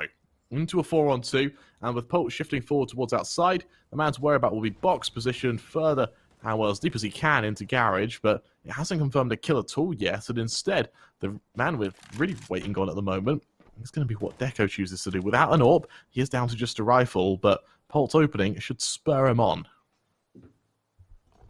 Well, as you say, man advantage here for Nemiga.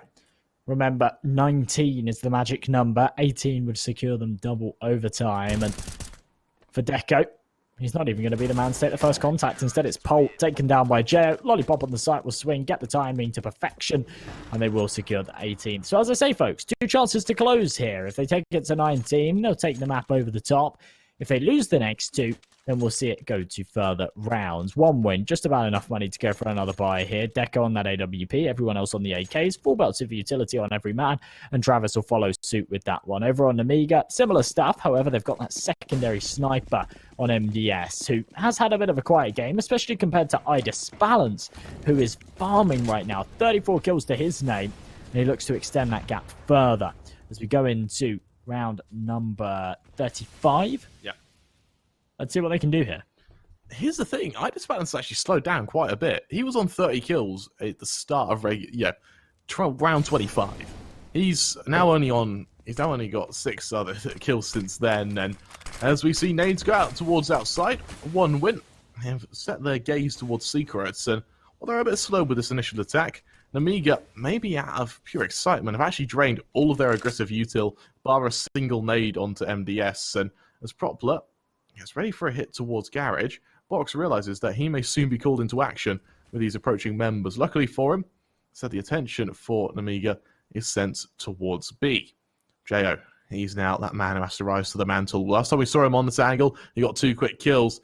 Can he do the same again now? Can he repeat that success? And for Poplar, as the molly goes down, he's going to be ready to lead this charge, assisted by Travis. Here comes the peak. There's the angle. Jo good for 1. Doubles down. Can't quite make it 3, though, but the damage may have already been done. 2 kills in response. Leave Davkost and Polt in a very strong position, leaving us in this 1-1. Now 3 versus 3.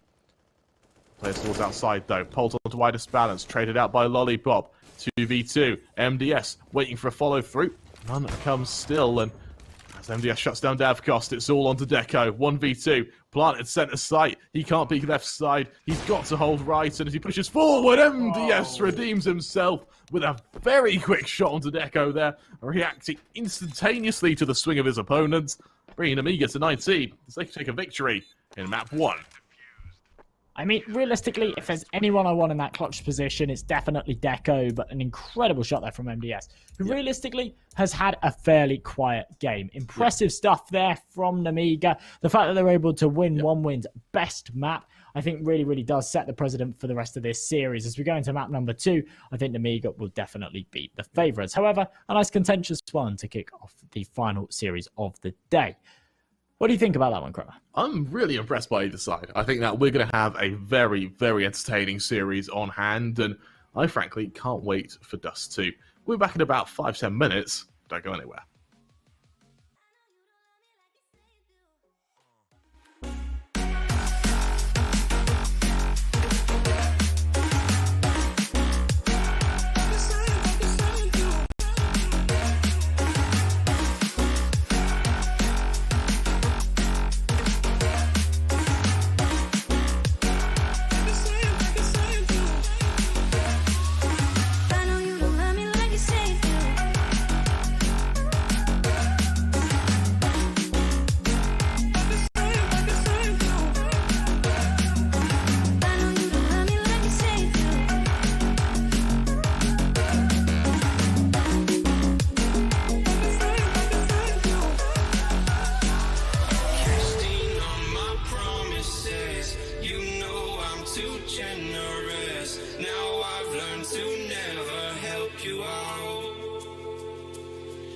Cause I'm done cleaning up your mess. Found myself in my regrets. I've become a little stronger now.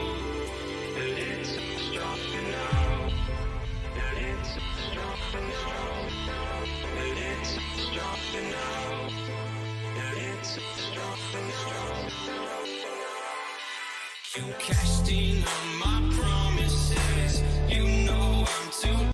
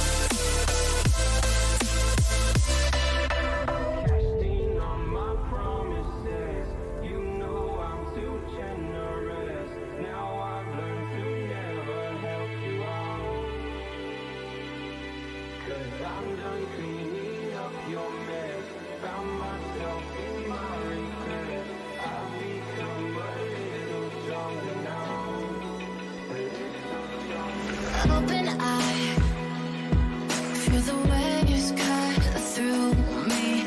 Hypnotized by the sounds I'm breathing in. Hold tight, chemicals collide. Hold tight, hold tight, hold tight. Dripping lights.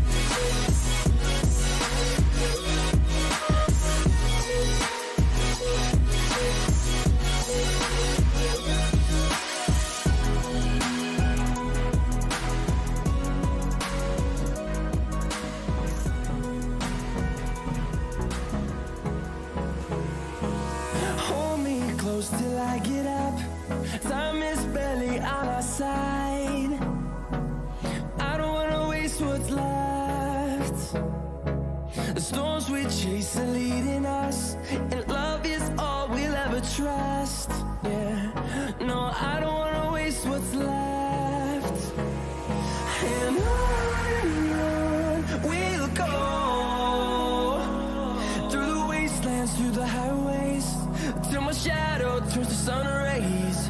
And on we'll go,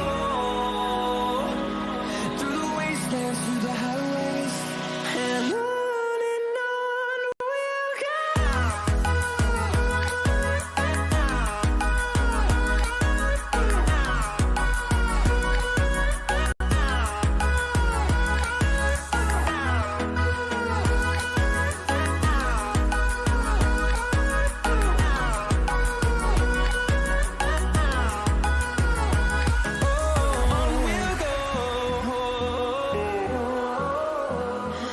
What does perfect even mean? Is there even such a thing? Ooh, can we switch up all the rules and imagine a utopia? Darling, I'm just so fed up with these expectations. They keep weighing me down. My heart is begging me to get the hell out of my head. I'm gonna live inside the upside down for a minute and pretend, honey, I'm a perfect 10. Whoa, whoa, honey, I'm a perfect 10. Whoa, whoa, and if I say it enough, it gets ingrained in my head, and I start to see, honey, I'm a perfect 10. Honey, I'm a perfect 10. Whoa, honey, I'm a perfect 10. Honey, I'm a, yeah.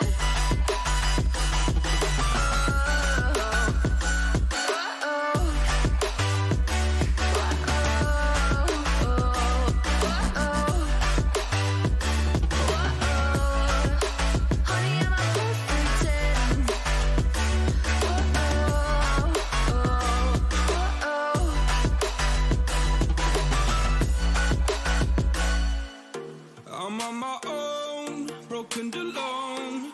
I feel the rain crashing down all around this empty town. I'm searching for the lost and found, but you don't care, you're unaware. Keep moving like the scars aren't even there. It's in the air like a blazing flare. Just stare, 'cause the flames will burn us. I thought you were the one for me. That's why I gave you everything. Held you close by the stormy seas. Oh, you meant the world to me. I used to kiss your head when you cried for me. Hold your hand while the pain was over. Keep you warm by the roaring sea. Oh, you meant the world to me.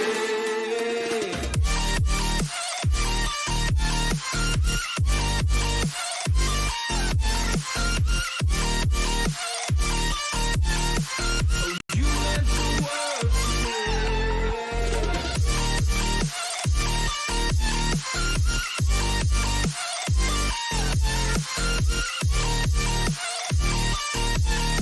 Oh, you meant the world to me. My darling dear, you're never here. When I'm in pain, you hide and disappear. Like shadows in the atmosphere, charting the stratosphere. Yeah. I prayed for you and kept you near, in hopes you'd chase away my fears. I'm on my own, you made it so, and now I'm chasing nightmares too. I used to run with you through the great big leaves, laugh at you when you laugh at me. Hope for us because I believe the home was just you and me. I thought you were the one for me. That's why I gave you everything. Held you close by the stormy sea.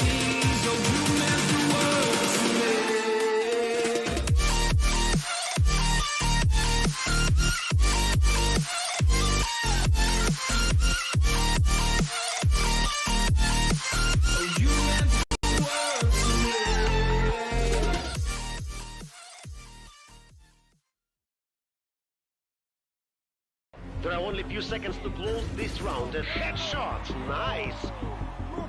Fist bumps go to the teammates. I wanna hear your go, go, go. Make them feel your smashing blow. Sweep the ground. Rise to fame. Hold the ground. Very much. They play, you win.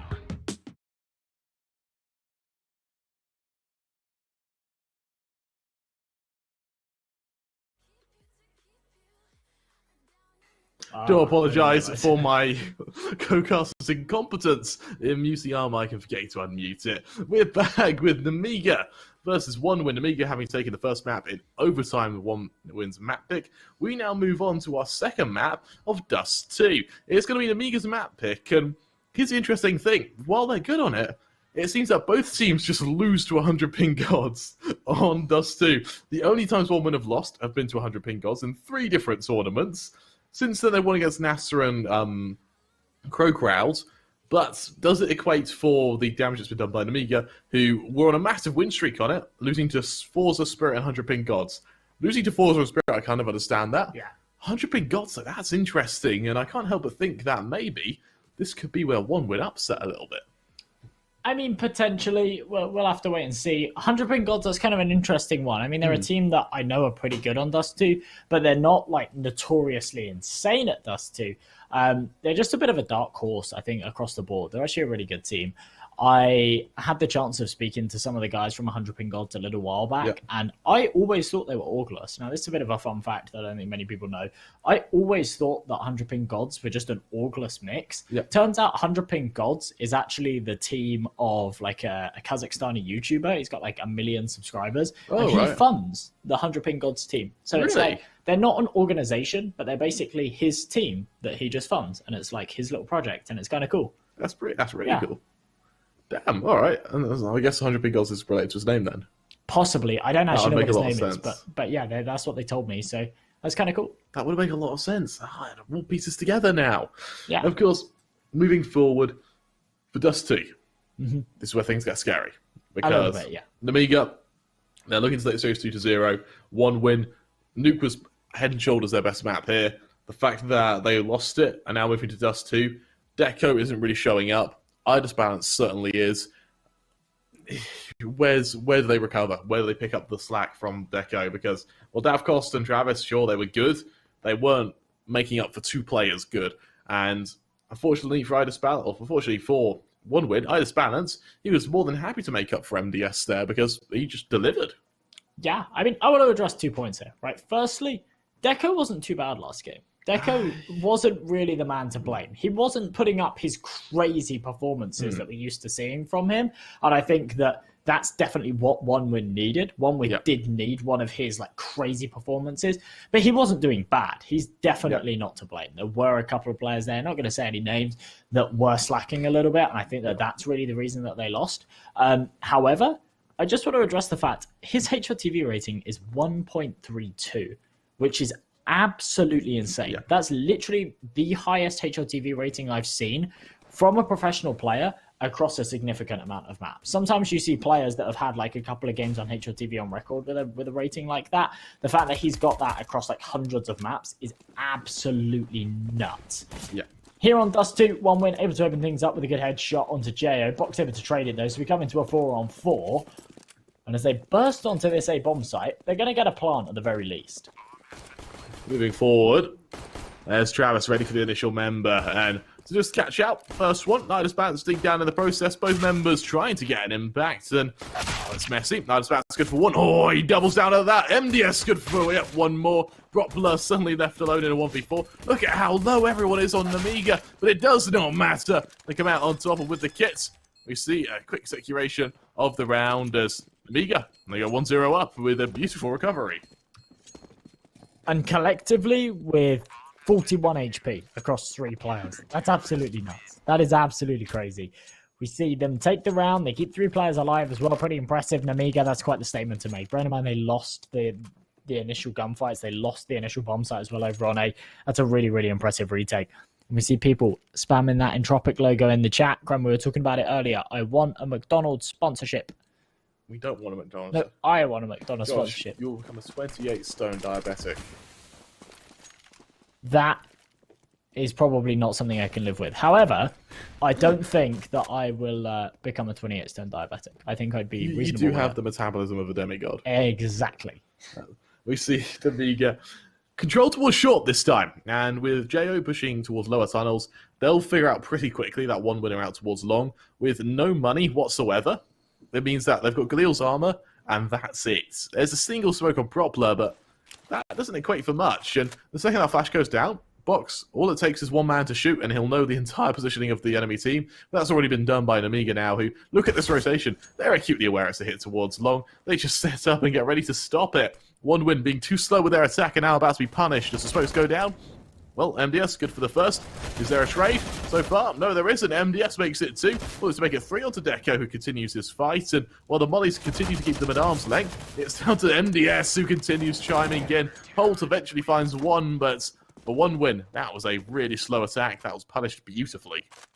It absolutely was. And someone's mentioned in the chat, very, very quiet chat for this game, by the way, are Nemiga good on Dust 2? Yes, Nemiga are very good on Dust 2. Historically, they've got some really good results on Dust 2, and I think that those odds from our partners over at Parimatch certainly reflect that. 1.31 to 3.25, so definitely your favourites here.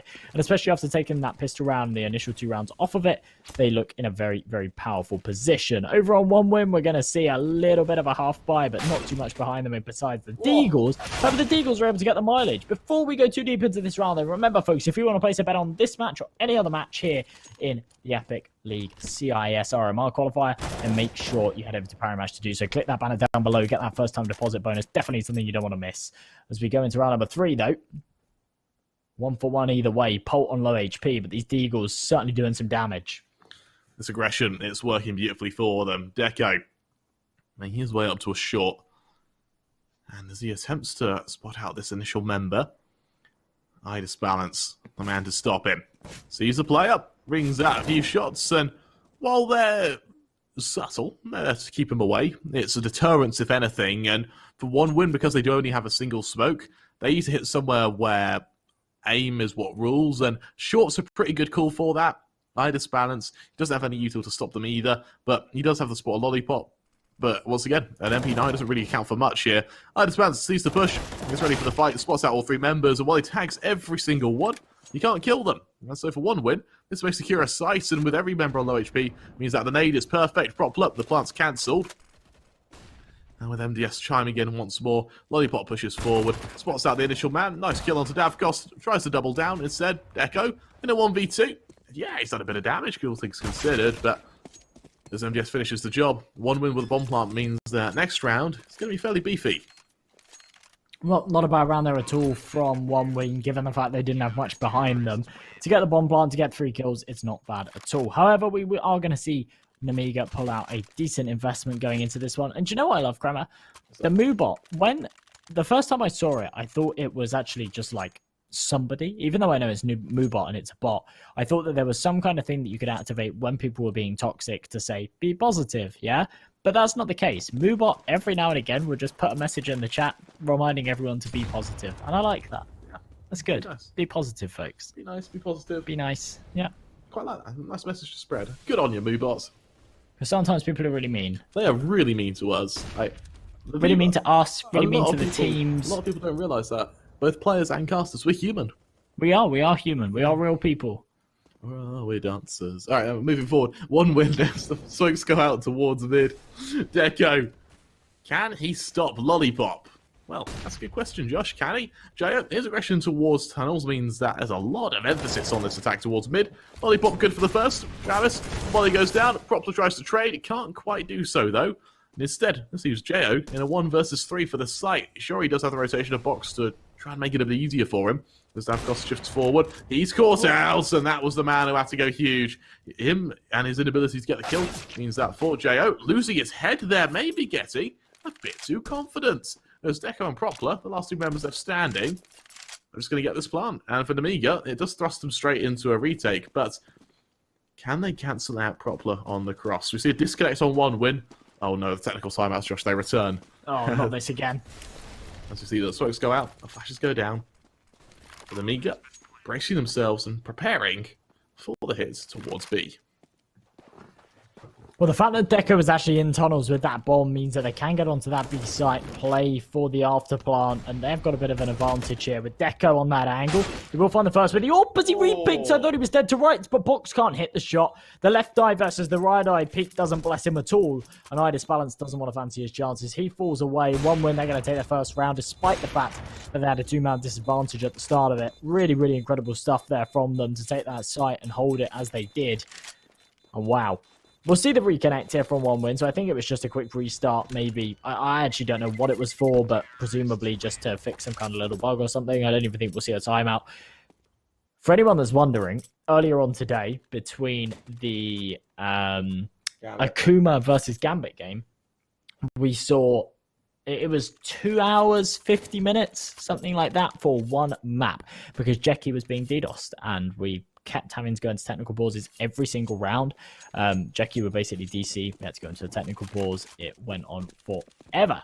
Whereas now... It's the Q&A. It was great. Yeah, it was cool. It was actually a really fun cast. So we kind of enjoyed it. We got to know everybody. But yeah, that doesn't seem to be the case here. So we see a quick kill from Deco early on. That's going to give one win that man advantage. And in a round like this, where MDS is only down to the Desert Eagle and Lollipop's on an MP9, that's not a bad time to find that first man on the cross at all.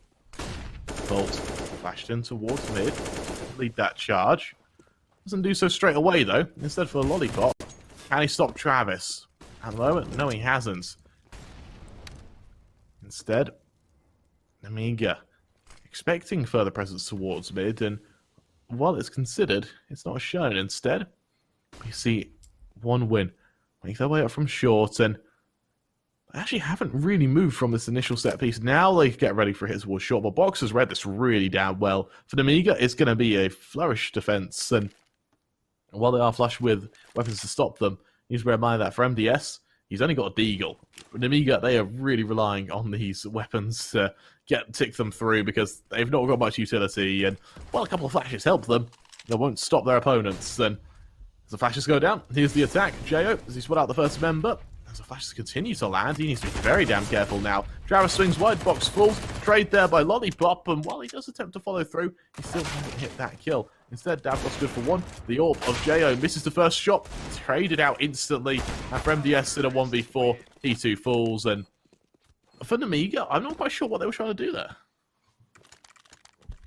Nor am I, to be honest. That was a bit of a weird round, and off of the back of it, they're actually not going to have any money either, so they'll come into this sixth with $2,000 a pop. They're not going to go for anything here. The only man that's got a little bit of extra cash is Lollipop. He'll go for that Desert Eagle.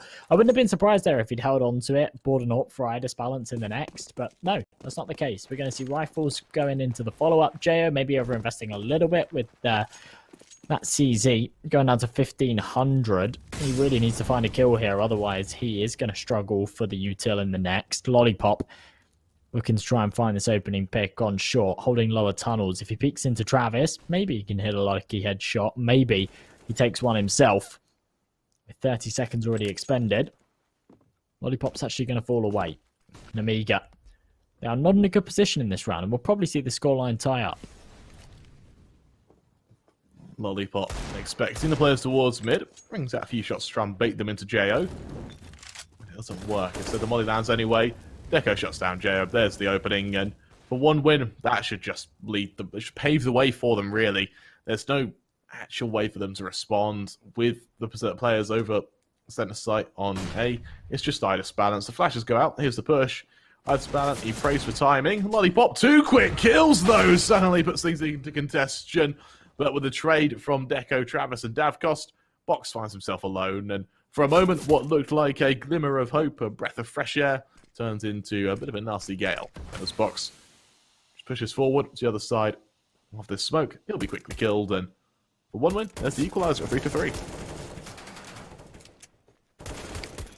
Well, not a bad equaliser at all, and a nice little comeback here for the T side, who were looking fairly weak in these opening rounds. I was a little bit worried for them, especially after losing an OT on Nuke. I thought that maybe their confidence, their morale had gone down the drain. Instead, are looking fairly strong. Round number 7, Nemiga should be able to reinvest here. They absolutely will. No AWP available for Idis Balance, but he'll go for an AUG instead. So still a scope there, I suppose.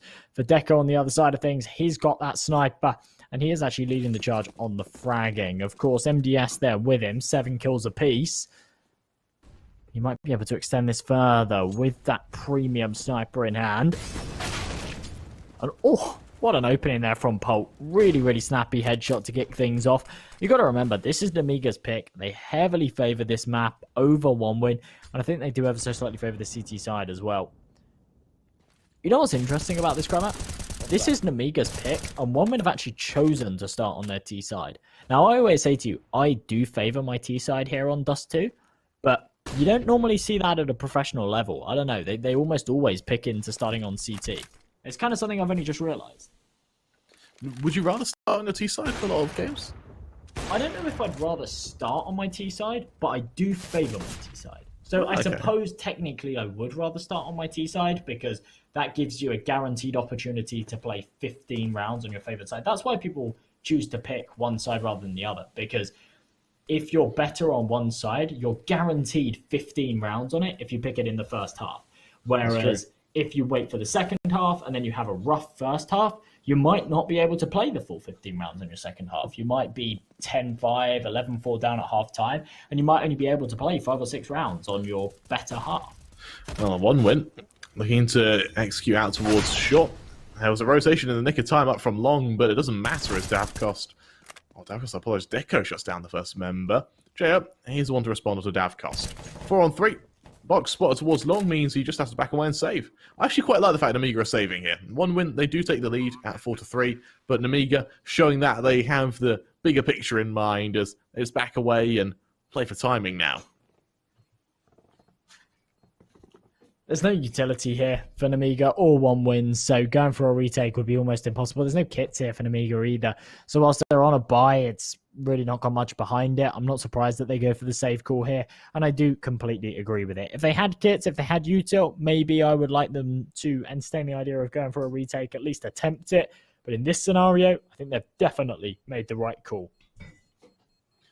That they have, and as they push forward, One Win plowing ahead now as they go 4-3, leading this charge.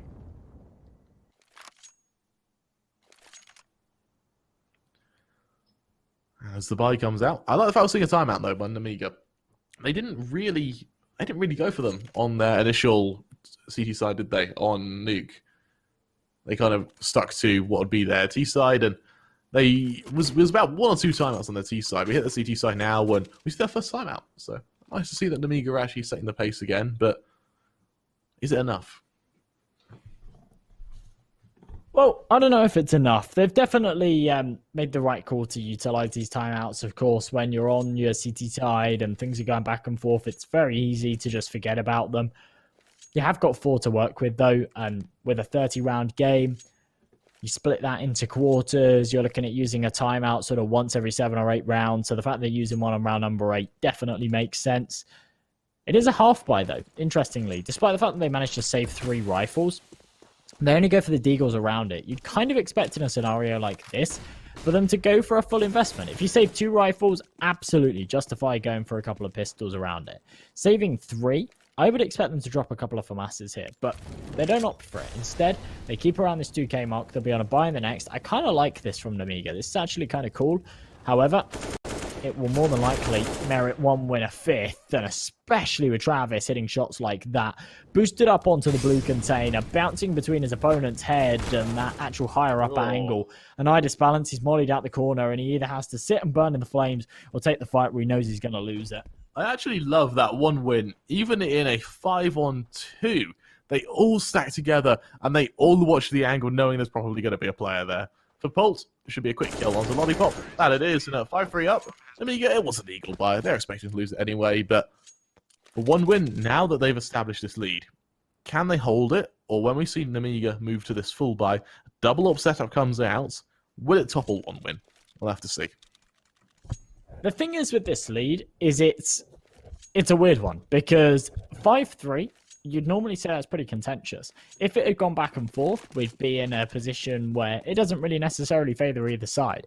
But the fact that Nemiga were able to get off to a 3-0 start, now one win have won 5 in a row, and more importantly, in those 5 rounds, they haven't taken too many casualties, to be honest. They've been 5 fairly convincing rounds. They're in a position right now where they have got absolutely tons of cash. They're going into round number 9 with 5 figures on many of these teammates. Now that they've bought, they're just below it, but still, the lowest player is on 7,700, which is pretty nuts. That means that Nemiga are going to have to topple back-to-back buy rounds, at least 2 of them, possibly even 3, just to tie up this scoreline. That's going to be very, very difficult. And as they come into this one with a double sniper setup, this is probably their best chance to do so. But if they lose it, they're on the cusp of reset, and one win would easily be able to push themselves to 7-8 rounds before Nemiga can really fight back. That's if they win this round, though. For Nemiga, this is where they seriously need to rely on IDIS balance. And with Box falling early on, IDIS balance! Missed shot, instantly punished. Lollipop chimes in, but he's found down through the smoke. He gets the goose in time. That helps, but spotted out on long. Davkos just deletes him. Nemiga have to go and save once again, and IDIS balance, while he was playing out his mind on Nuke, he's just completely stagnated now. Well, 2-man advantage here for one win, and they will be able to close out this round. Of course, Nemiga not going for this one at all. Sniper saved here from Deco. Jo looking to save his AWP as well. And as the bomb beeping away, Polt, he'll look to aggress. Can't spot anything out just yet. Jo there playing really, really deep. I don't think they're going to be able to hunt far enough. Of course, that bomb just about to explode. After it explodes, there's a few seconds left. Probably about 5 seconds before this round expires. But, oh my goodness, that's a very fast shot there from Travis. I was expecting MDS to win that duel every day of the week, and he can't do so. So Jo saves his AWP. No one else can save anything behind it. That means that one win should be able to push themselves onto 7 here, as we're only going to see a little bit of a shaky force around Jo's AWP. For Jo's AWP, it needs to get some mileage from this. If he can't, he's left in such an uncomfortable position, and for one win, the question is, what can they do next? And as they get ready for the initial attack, Nemiga found out in his defaults, and just hope to get the man advantage. With Jo having a massive reliance on this AWP, we need to see where his aggression comes from, and we need to see where this AWP is utilized. Unfortunately, it's towards long. The 1+1 win aren't. Instead, they've returned their attention towards this position on short. Lollipop, mollied out of position. Means that for these remaining members, we have to see where the response is, and or we do await this response. Polt needs to charge up towards B. The man to worry about is MDS. Well, he's good for one. Well, he's not even good for one. Polt just kills him. There can't really be a response from Nemiga either, because with the AWP and MP9, they've just got to back away and save. The remaining members are just going to go help save and protect this AWP and MP9. As one win, they go 7-3 up. Luckily for them, because they were able to save 4 members, it means that potential buy next round, it doesn't come through. Or that potential eco next round, it doesn't come through. It means they're just able to hold firm, and we wait to see what's one win do next.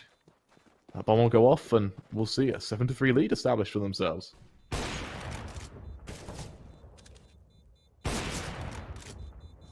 Something that I do find quite scary, though, is that one win have quite a reliance when it comes to their T side. And as they attempt to make this as one-sided as possible, they're even able to take the AWP now. That's strong. That's really good by them. What I was going to say earlier was, while things are looking pretty good for them, you need to bear in mind that one win, they do have a reliance on their T side by a good 10% or so. So expecting at least personally expecting what will be something a bit closer to either a 9-6, maybe even a 10-5 in their favour. It's not the end of the world for Nemiga. As they pull forward, get ready for another response. IDIS balance finally landing an AWP shot as he draws first blood onto Polt there. Positioned on Car, a position which he's been very commonly mollied off of. Still doesn't shift. Follow up onto Deco. There's another opening now into this 5-on-3. There's that molly that continuously harasses him, but he extinguishes it. The flash goes through. Scoped in. Traded by Travis. 4-on-3. Box tries to hold firm, but Travis doubling down. leaves it into a 3-on-3 with Propler aggressing up from short. If Lollipop can't get this kill, then Nemiga, they falter once again. And despite Idisbalance's heroics, if he does falter, that would be heartbreaking. But the aggression from Lollipop is perfect. Through the smoke, good for one. Taken down by the molly. Davkos stick down in the process, and while he does survive, the low HP on both members means that both this P2000 on Jo and this AUG are lethal. Spam damage from MDS still not enough to shut them down, and instead, we'll wait to see what Nemiga do next. Getting ready for hits from short. Stacks up together, meaning that the AWP will only be good for one, but the trade potential being there. Davkos good for the first. AUG in a 1v2. We need a kill, and we need it quickly. And while MDS misses the shot, he's got to try and pressure them down. Diving forward, he should be shot from behind any second now. That he is. Davkos the no-scope onto MDS there as 1win go 8-3 up. I mean, that's pretty incredible. We were talking about this being a 3-mapper, and I was kind of expecting this to be a 3-mapper, to be perfectly honest. But to see it go 3 maps off of both teams taking each other's map picks, that I was not expecting. It's 8-3. Nemiga haven't got much money behind them. They're going to go for a half buy here. We'll probably see this go to 9. And if 1win can bring this to a third, literally off of Dust 2, I'm going to be very, very amazed. This has been a very strong performance from them so far. The great nade there onto Propler, but as the pistols swing, Box finds himself 1. MDS takes a lot of damage, and he has to fall away here. There's no option to continue to fight. Instead, he's going to boost Status Balance onto the site. He's not going to spot anything just yet. No one's swinging this corner for now, but all 4 players are stacked up onto long, so maybe a decent chance of them pushing further onto this one. Idisbalance playing a nice passive angle. I quite like this. Means that he's not facing CT. Oh my goodness! That is a ridiculous headshot, though. You don't want to be facing Pit when they're about to peek into you, but on a scout to go for the pre-fire, absolutely incredible. MDS up close, hoping he can get the drop. Can't quite do so. Travis takes him down. For a buy like this, a sufficient amount of damage has been dealt. However, they're looking for more. I feel like more's a pipe dream. Jo, he's just got to back away. Maybe he can go up short. Maybe he can save the odd gun, but it's wishful thinking and silver linings as 1win. They go 9-3 up off the back of this, and unless Nemiga can trade, but I just don't see him be able to do so. I expect this will be a 9-3, and for 1win, their economy, look at it, Josh, it's sky high right now. They could lose every single round for the rest of the half, and they'll still be able to invest. For Nemiga, they're struggling here. They invest next round. Sure, they try and fight for 4. But if they lose that, then we could be seeing us 12-3. We absolutely could be, yeah. For 1win, this is 9 rounds, Nemiga. Next round is a must-win for them. As you say, if they can't, they are in some serious trouble. Oh my goodness. Just a little update as well. Bear in mind, there's not much going on for the rest of this round. Over on Flashpoint, Anonyma are actually 1-1 against NIP, which is absolutely nuts. Of course, we saw the double pony upset against Vitality, and then NIP now potentially being rumbled by another team that came up through the qualifier that people weren't really expecting. Device is sitting on 40 kills throughout the series, so really, really solid performance from him. But yeah, I mean, this proves my theory of the fact that there is crazy, crazy amounts of talent in Counter-Strike at the moment. And whilst people disassociate Tier 1 from everything else, because you do see, nowadays the way that the ecosystem works is you do see, without majors, lots of the higher level tournament organizers have partner teams and things like that. And whether you agree with it or you disagree with it, what it does show is that Flashpoint, ESL, places like that have their partner teams. It means that everybody's just used to seeing the tier 1 sides playing in the top level tournaments, and you never really see any new contenders. Flashpoint have a system where there's the open qualifier for it, and it proves that when 2 underdogs come up that people don't consider as a tier 1 team, they can still put up tier 1 level CS, and that's really awesome. And I think that we definitely need to rework the system, especially for the majors where we are now seeing this RMR system, which I think might work. I much prefer it. Yeah, I think it's kind of cool. And I think that with this new RMR system, we will see new contenders that put up really, really strong performances. And I think we might extend the tier 1 from being the top 10 teams to maybe being the top 20, 30 teams, because at that kind of level, it's super contentious. We do see the early shot onto Idis Balance. I don't think that they're going to realize how much damage they've actually done through that wall. But with so much damage, with so much money here, on 1 win, they're actually able to afford to go for the secondary AWP to try and go for the mid spam and then just throw it out the map. For Travis, what does he do from here? He dances down from short, turns his attention over towards lower, and for Nemiga, they're pretty solid on this hold towards B. They've got 2 players ready, they've got the fast rotation from Lollipop, and that'll assist them. And MDS playing close this way, 35 seconds left, 1 win. They really like running down this clock over on their T side, and as MDS gets ready for the attack, they'll hear it come. Sneak in the smoke, allows the set piece to go out. Push goes through. Players run straight past him. Well, Joe's good for 1. Is there a trade by the M4? No. Yes, but it's only good for 1. Travis and Davkos both chime in with pulse towards mid, caught out by Lollipop. Lollipop doubles down. Nemiga make it 4. And what that means for Nemiga is that even in the next half, they have a chance. 11-4, it becomes winnable. For 1 win, they're going to try and make sure that it stays at 4. For Nemiga, they want to try and mitigate the damage they've taken in this first half. Well, it's a big round for Nemiga to win. If they lose it, 1 win, take it to 10. Nemiga won't have much money behind them, and we could easily see this go 10-5, 11-4, something like that. 1 win, though, winning 9 rounds in a row obviously comes with its benefits. They've got plenty of money behind them. They're going to come into this one with another full investment. Hence why they were able to buy those AWPs and just throw them out the map last round, because they've actually got enough to just justify going for whatever. Lollipop, nice early damage dealt. Propler incredibly low on health. Come on, use a HE. He's throwing the Molotov, but it's too late. The HE comes in, but Propler's able to dodge it. If that HE came in initially, it would have killed him. Really big mistake there. As Davkos is able to double up on short, almost able to triple down. It's actually Travis to find that 3rd kill. It's an absolute whitewash here in the 14th. 1 win, they just blitz it. And Nemiga, they can't help but make the mistakes. Nemiga are just being dismantled right now, Josh. I'm seriously disappointed in them.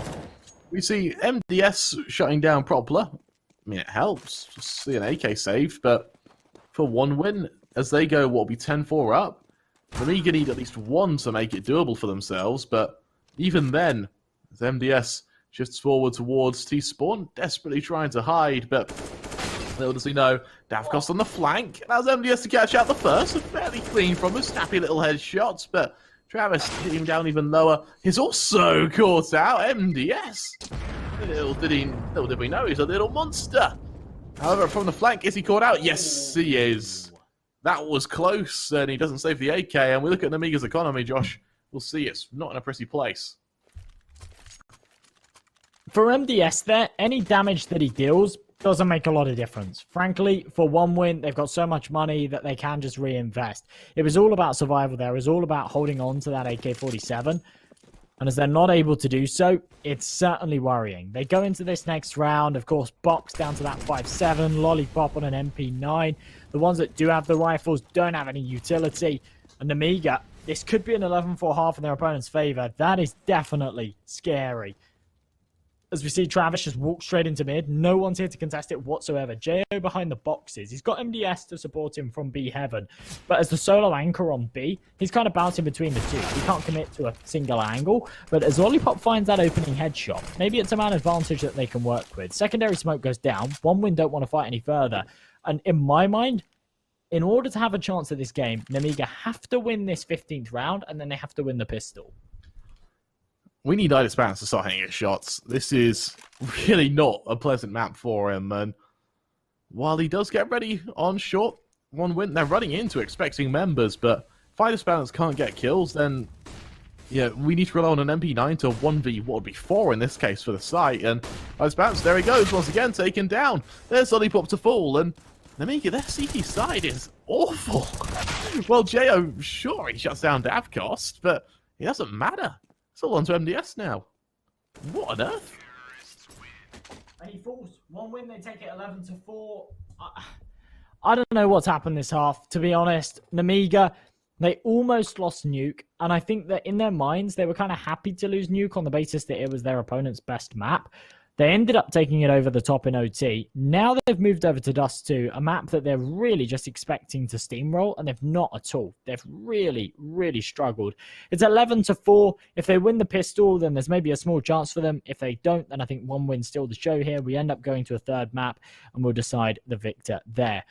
As we said, Grammar, if there was any time that we'd go to 3 maps, it would certainly be this series, and that seems to be the case. Here for the match winners. Wow. So this isn't, interestingly, this isn't map 2 winners. This is match winner. So this is for the best of 3 as a whole. And I don't necessarily disagree with those odds.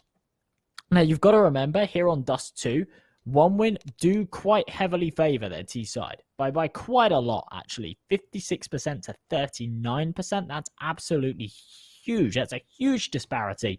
So whilst they've given themselves a really, really solid lead, and I think that they should be able to close this, it's definitely worrying. And yeah, as we saw those odds on the screen, of course, these are the map 2 odds. 1 win, by far and away your favourites. If you fancy Nemiga's chances of bringing this one back, which, to be honest, I fancy their chances of bringing this one back, then make sure you click that banner down below. Head over to Power Match, get that first time deposit bonus. Definitely something you don't want to miss, folks, because it's not going to be around for much longer.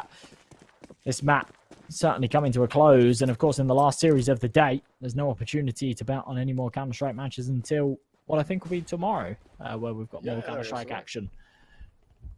For 1 win, this round will consist of a push up through tunnels. As you see, it's clear. Nemiga, they fall into the exact same trap that 1 win fell into last round.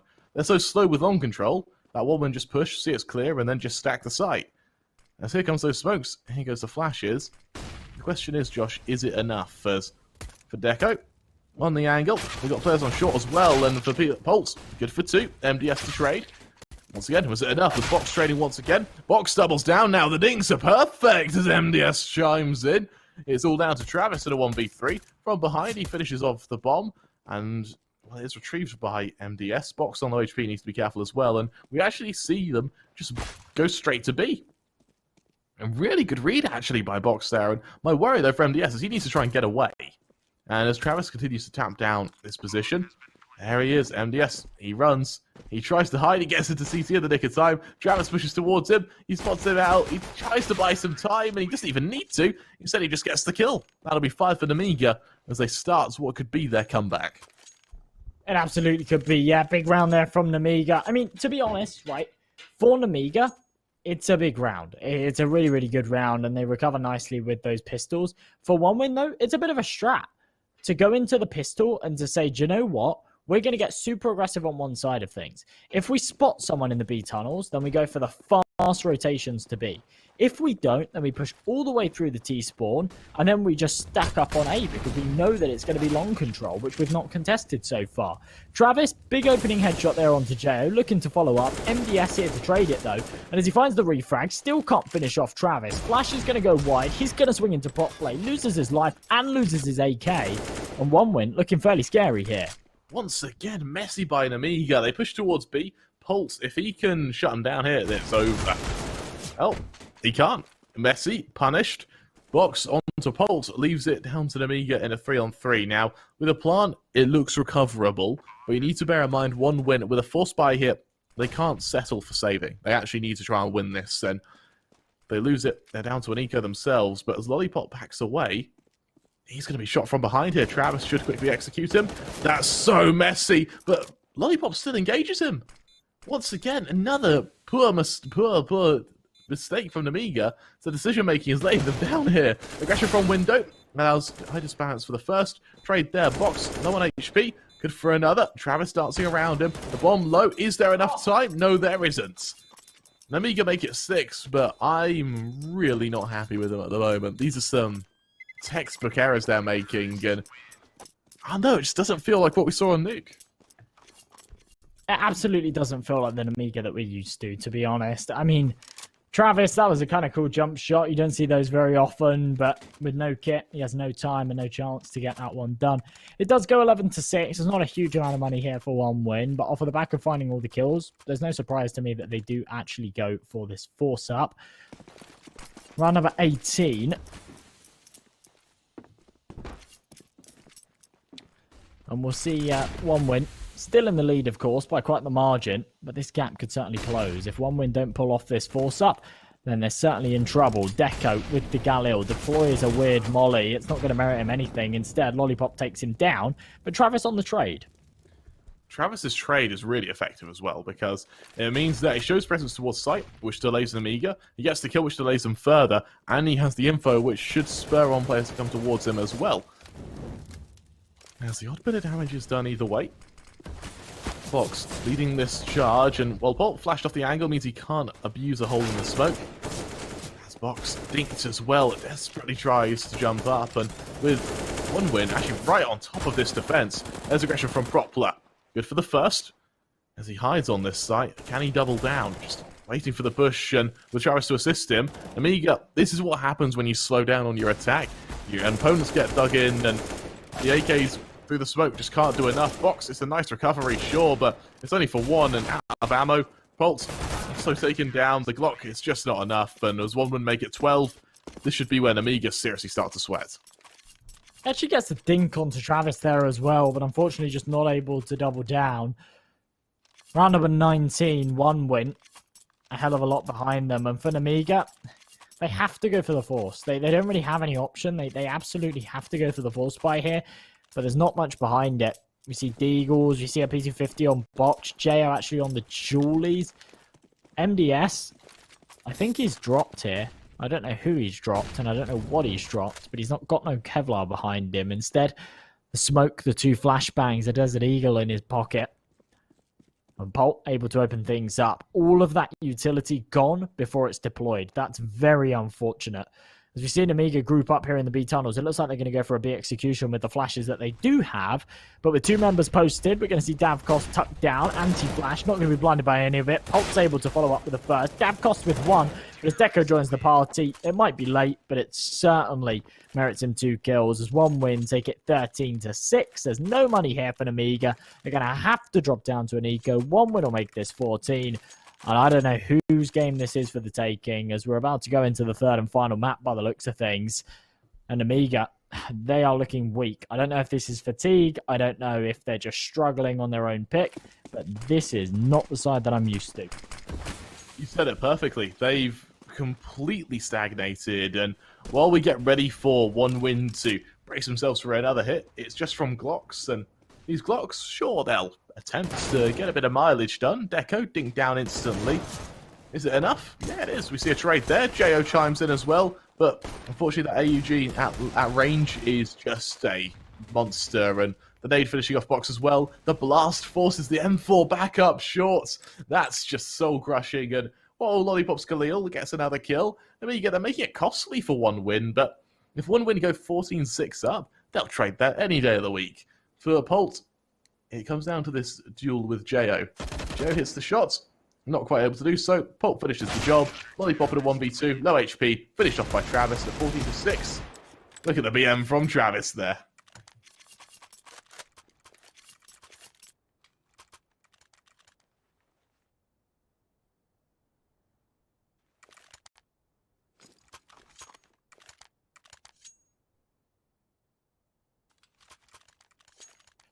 Well, 14-6. We will see a buy up here from Nemiga, but if they lose it, then it's game over. AWP on Idis balance, rifles on the rest. Jo demoted down to that Galil.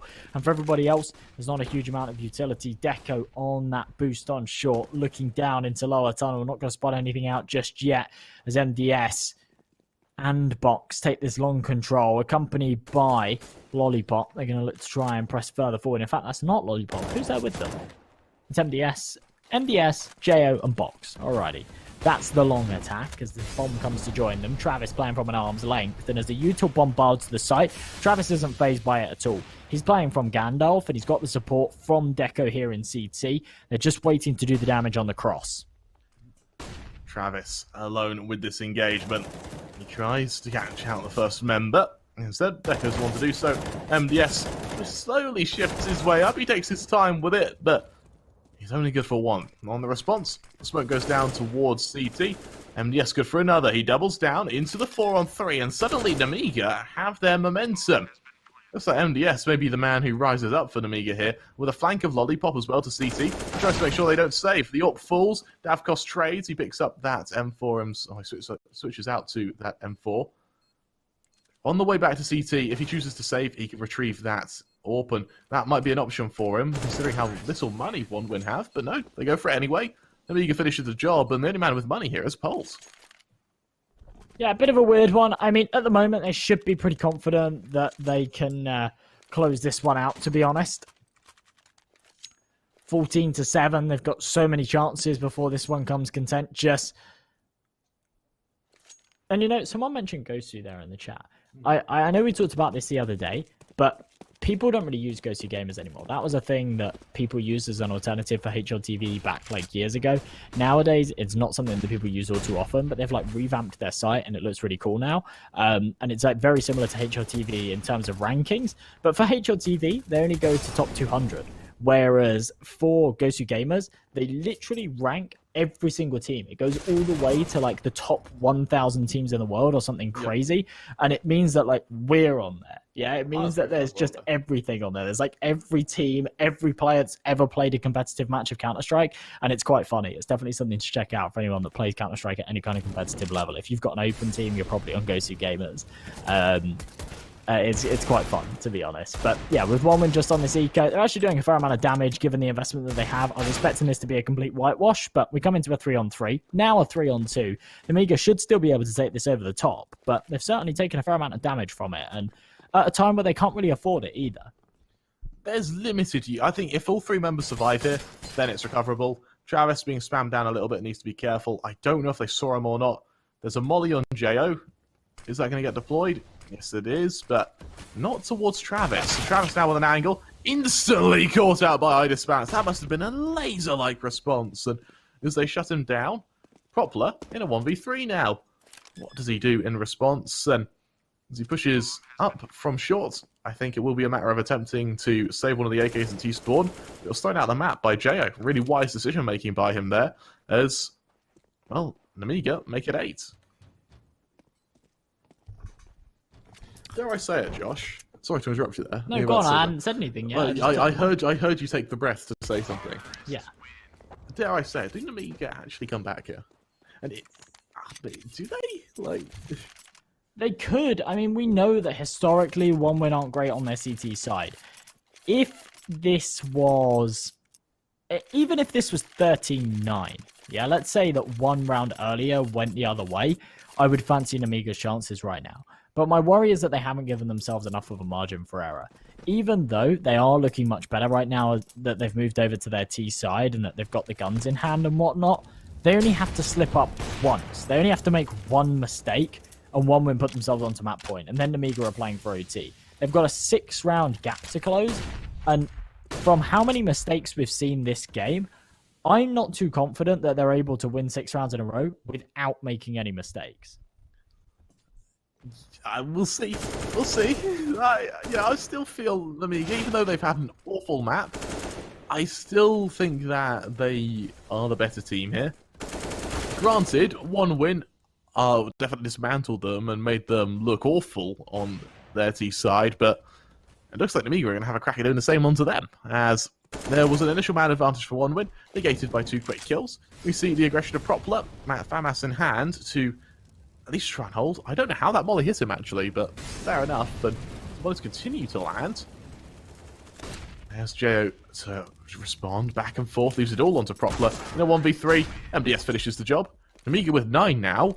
Reduce it to only 5 rounds, and this is actually starting to look a bit close. Here's the thing, Josh. Did you know that most comebacks in CS happen on the T side?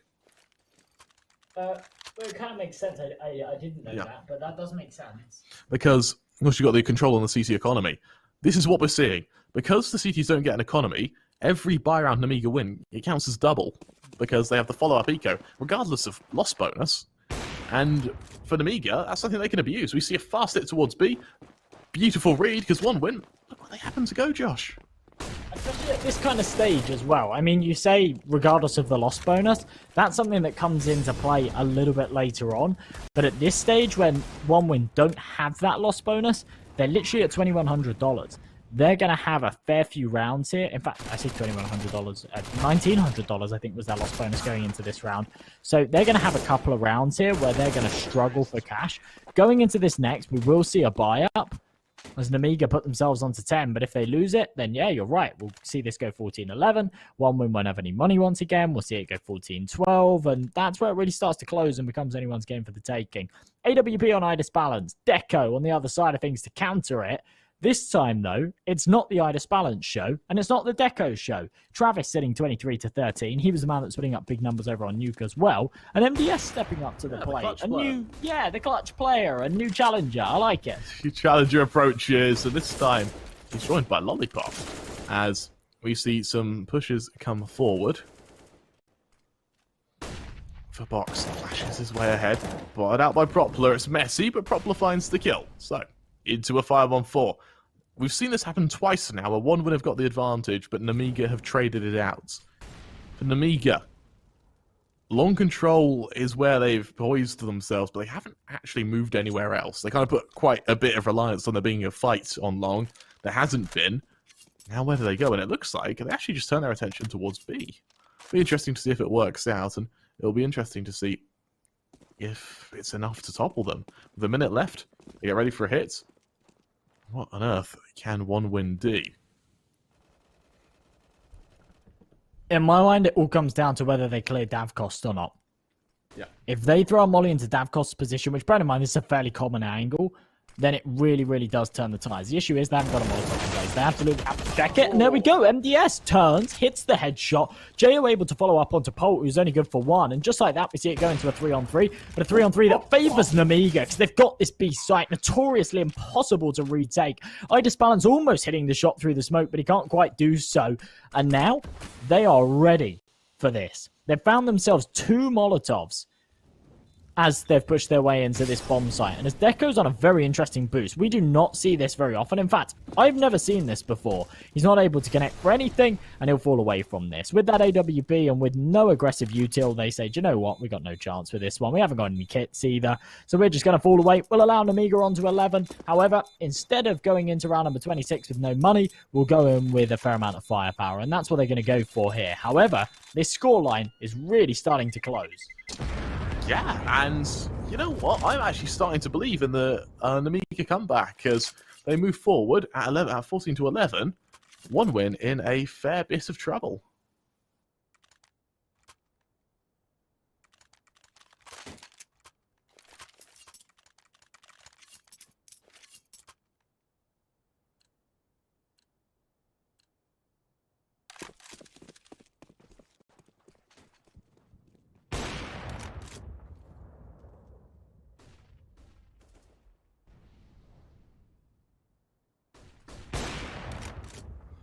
Oh, there's an opening. Idis Balance shutting down Deco, and there's the AWP taken. Propler, he aggresses from short. Was this spotted though? Travis, he is, and while MDS attempts to find him, he just backs away. Propler, is he seen? Does timing favour him here? There's Idis Balance. There's the first. Is there a trade by Lollipop? He wants to swing into him, but no, he doesn't. Propler, a beautiful kill from him, and he's got the bomb. Now Box has to go huge, and well, for Box, this is a bit of an uncomfortable position for him because as he gets ready to dive out from long doors, he has to clear so many angles just to hope Propler is there to trade, and eventually he falls, goes into a 3-on-3. Now, if we include Nuke, I think we've seen about 10 3-on-3s that have been won by Nemiga. But they need to get to this site in order to do so. B site, the site that's favoured them in the past, look at the amount of utility they have to get them there. They just need to kill Pulse, and that's quite a tall order considering the success he's had on both maps so far. Yeah, Polt's been really, really good throughout this series, but what happens when he's challenged by 3? I love when they lose that bomb. They go to panic stations, they go to recovery mode, and you see that team of players coming in from both angles. Look at Polt, he's doing the weird bouncy thing again. I don't know what it is. Honestly, earlier on we said it was a visual bug, but this is the 3rd time we've seen Polt do it, and no one else has had this bug. Look, he's like bouncing. It's really odd. Either way, he's able to find himself one, and we go into this 2 versus 2. Nemiga, they're able to tie things up as they get this bomb plant down. This is definitely a retake the one winner going to go for. But with one kit, a smoke and a flash, it all comes down to this initial duel. If Davkos can win it, then there's a chance of the round. If he loses it, then I think it might be over. Jo not expecting him to the close left, but as he spots his arm, he'll go for the swing. He'll hit the headshot. Takes a lot of damage in the meantime for the 2 versus 1. HP not their way, but they've got the post plants. They've got the crossfire. And as Travis Barris has been spotted, Box is able to swing, finish him off. 14-12, not enough money here for 1win to pull out a proper buy. I think they will still go for an investment. We'll just see Travis on for mass. But Nemiga are really, really making this happen. This has been a hell of a comeback, and I think they might be able to make it work. A pause comes out from 1win at long last. I think this is probably a bit too... We should have seen this pause about 5 rounds ago. Now it has come out, at least they're able to discuss what to do. They go for the investment. Deco is able to round that up, but they're buying down to 0. They lose this round, Nemiga equalize, and that is where things get seriously, seriously scary for them.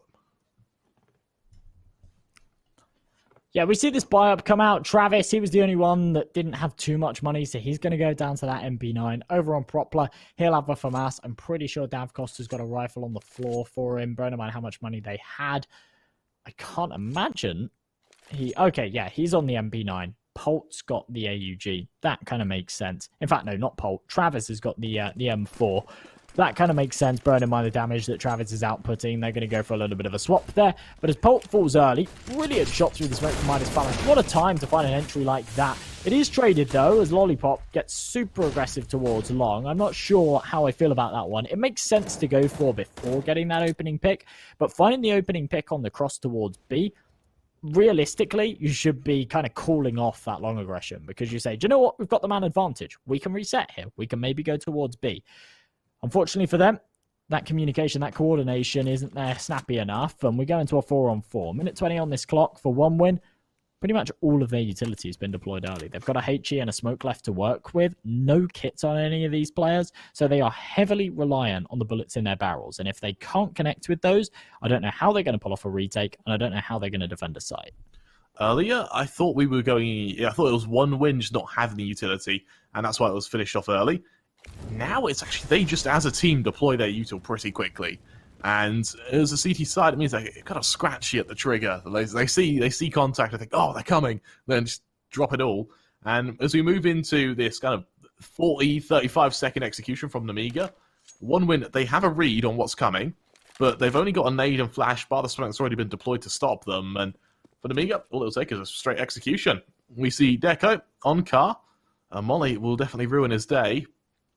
And instead, rather than a molly, it's a flash. Fully blinded, he hides. He's spotted out, and as... Oh, that's quick. With a kill onto box. Midas Balance, he responds, though. Smoke goes out from the flank. Propler, he trades, and with Davkos doubling down, 1win at long last at 15, but that's still pretty bloody messy. 15-12, 1win. They finally push themselves onto map point. Worst case scenario here for them, we go to OT. There's a chance they might be able to take this to a third map, though, folks. Round number 28, Nemiga. It's a must-win for them, and they're going to go for the double-up setup. I think we saw an AK there on Jo before, so he's actually buying that up just to go for the mid-cross, and then we'll swap back over to the AK after. As Deco finds that opener, though, 1win, looking like they might have a bit of an advantage here in this round. Travis deploying the incendiary. It's not going to do too much damage for them, but it does a tickle onto Jo, who's forced right back. That's going to hold on to the control for them for a little bit longer. With a minute 28 on this clock, let's see what Nemiga can do. As they push forward, they get ready for this initial attack again. Nemiga. As flashes go down. Box. He deploys that on Molly. Travis wants to hide, but he's good for 1. MDS can't quite trade for the time being, though. Instead, with MDS getting the next say in the matter, he goes into this 4-on-3 Propler. Can he hold firm as he fully expects to push, but with nothing coming? What can Jo do next? And Jo missing the shot onto the player in CT. That position, it's been foregone, and that is going to be a serious kick to the teeth. Nemiga, they put all their eggs into one basket. They need to shut down Polt on this initial attack, and as they do so, damage done. Jo, he recovers himself. He redeems himself with that. On the flip side, though, MDS onto Davkos leaves us in a 3 versus 2. Nade center sight doesn't do the damage required, and for Deco and Propler with no money, they just back away. They realize they can't risk going for this. Josh, even though they won last round, they took so many casualties. Look at their money. It's a weird one, yeah. They have to fall away from this, and it's unfortunate because you look at the HP on Nemiga, Jo on very, very low health, MDS not far above him either, 11, 18, 52 on Lollipop. It's a very doable clutch here for 1 win. Instead, they fall away from it, though. Deco able to do exit damage, MDS caught out, and when you look at the money here for Nemiga, there's not a huge amount of it. They're going to have to fully reinvest going into the next. However, with their opponents on map point, they're not too phased by it. They really don't mind having to reinvest at this stage, and I'm surprised that they don't go for the swing for the hunt. Jo, it makes sense for him not to. He's got that AWP, definitely doesn't want to lose it. For Lollipop, it really doesn't make a huge amount of difference. He's on 6k, and well, he can't take it to the grave with him.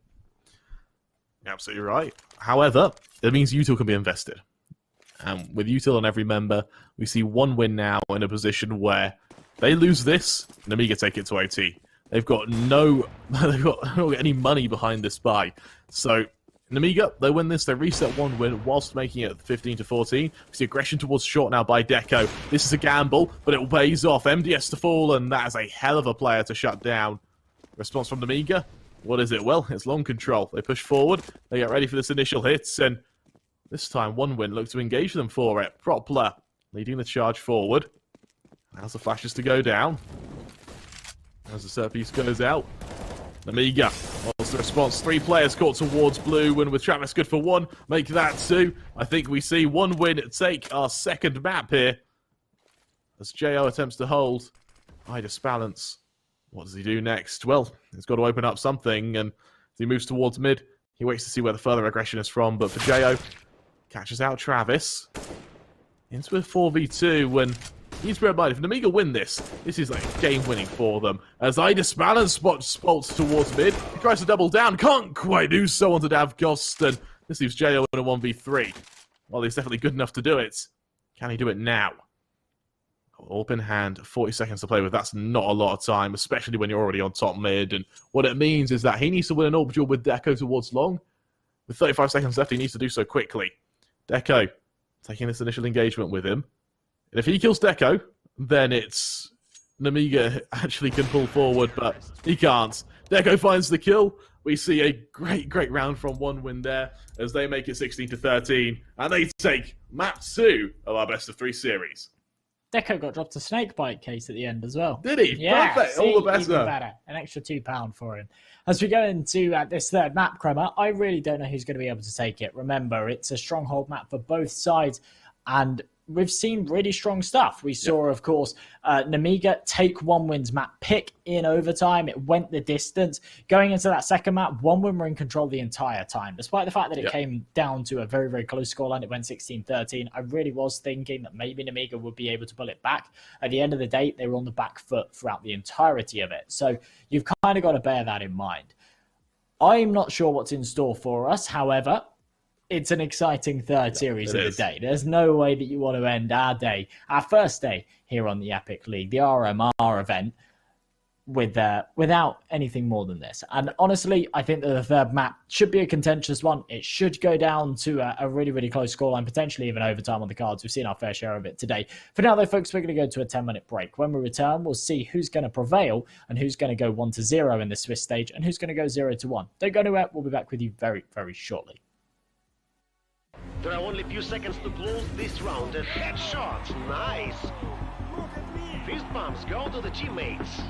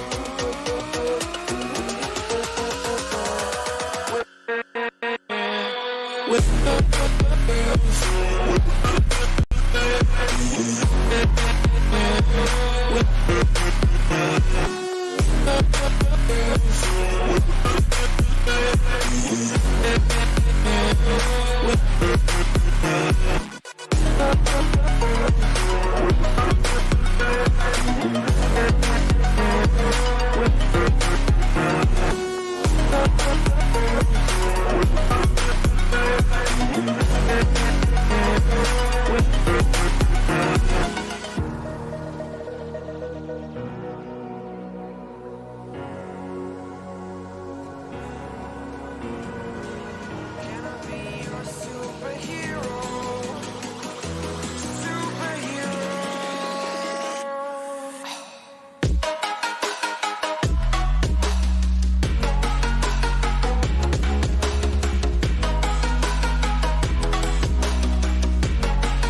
Can I be your superhero? Superhero. Superhero.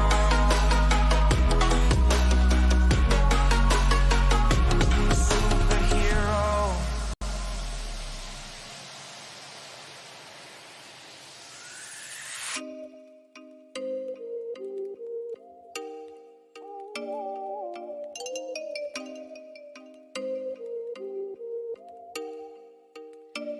Oh, you make me wanna talk back to you. Say it like that. If I hate you, then find someone new. Baby, but you know I never will. No, so I choke you down just like a pill.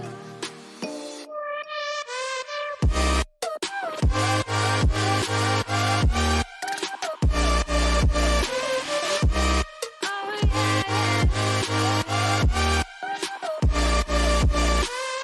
take you like a pill.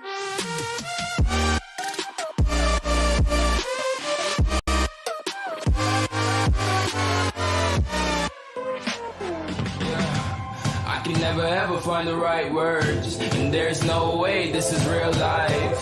There's no telling you're the right girl, so I can only say that it feels right. It feels right. It feels right. Yeah, I can only say that it feels right. It feels right. It feels right. Yeah, I can only say that it feels right.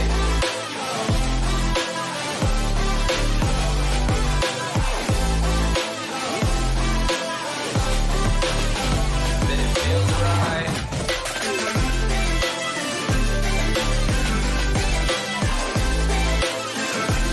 Feels right. So right, so right, so right. I'm just going with the gut. Never had a doubt, felt like this is just a must. Put me in perspective, I'm the deepest in the cut. Everybody tuning in, but this is just for us now. We know I ain't ballin' yet. Hoes wanna holler, oh no, I don't call them back. Girl, let me see you hold it down, we gon' have a blast. Cause I just wanna know what you gonna do with all of that. Ain't gotta say a word, I know what's up. You can have it all, watch me rip it off. I'll admit it, you got me feeling hella love. Even when it's going down, know that we gon' live it up. Young shot caller, always been a baller. Know that you the one, I can feel it in my heart, yeah. I won't stop charging, we go and come harder. I can see you and I, way beyond the stars, girl. I can never ever find the right words, and there's no way this is real life. There's no telling you're the right girl, so I can only say that it feels right. It feels right. It feels right.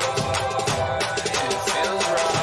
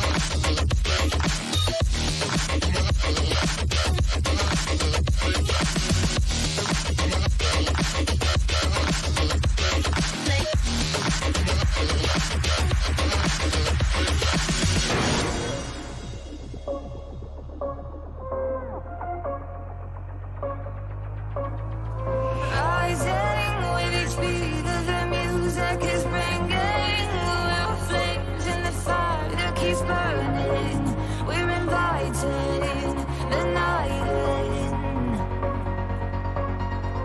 Welcome, my heart's so full, I'm devoting myself to the night. There's no motive, we're just listening, we're existing.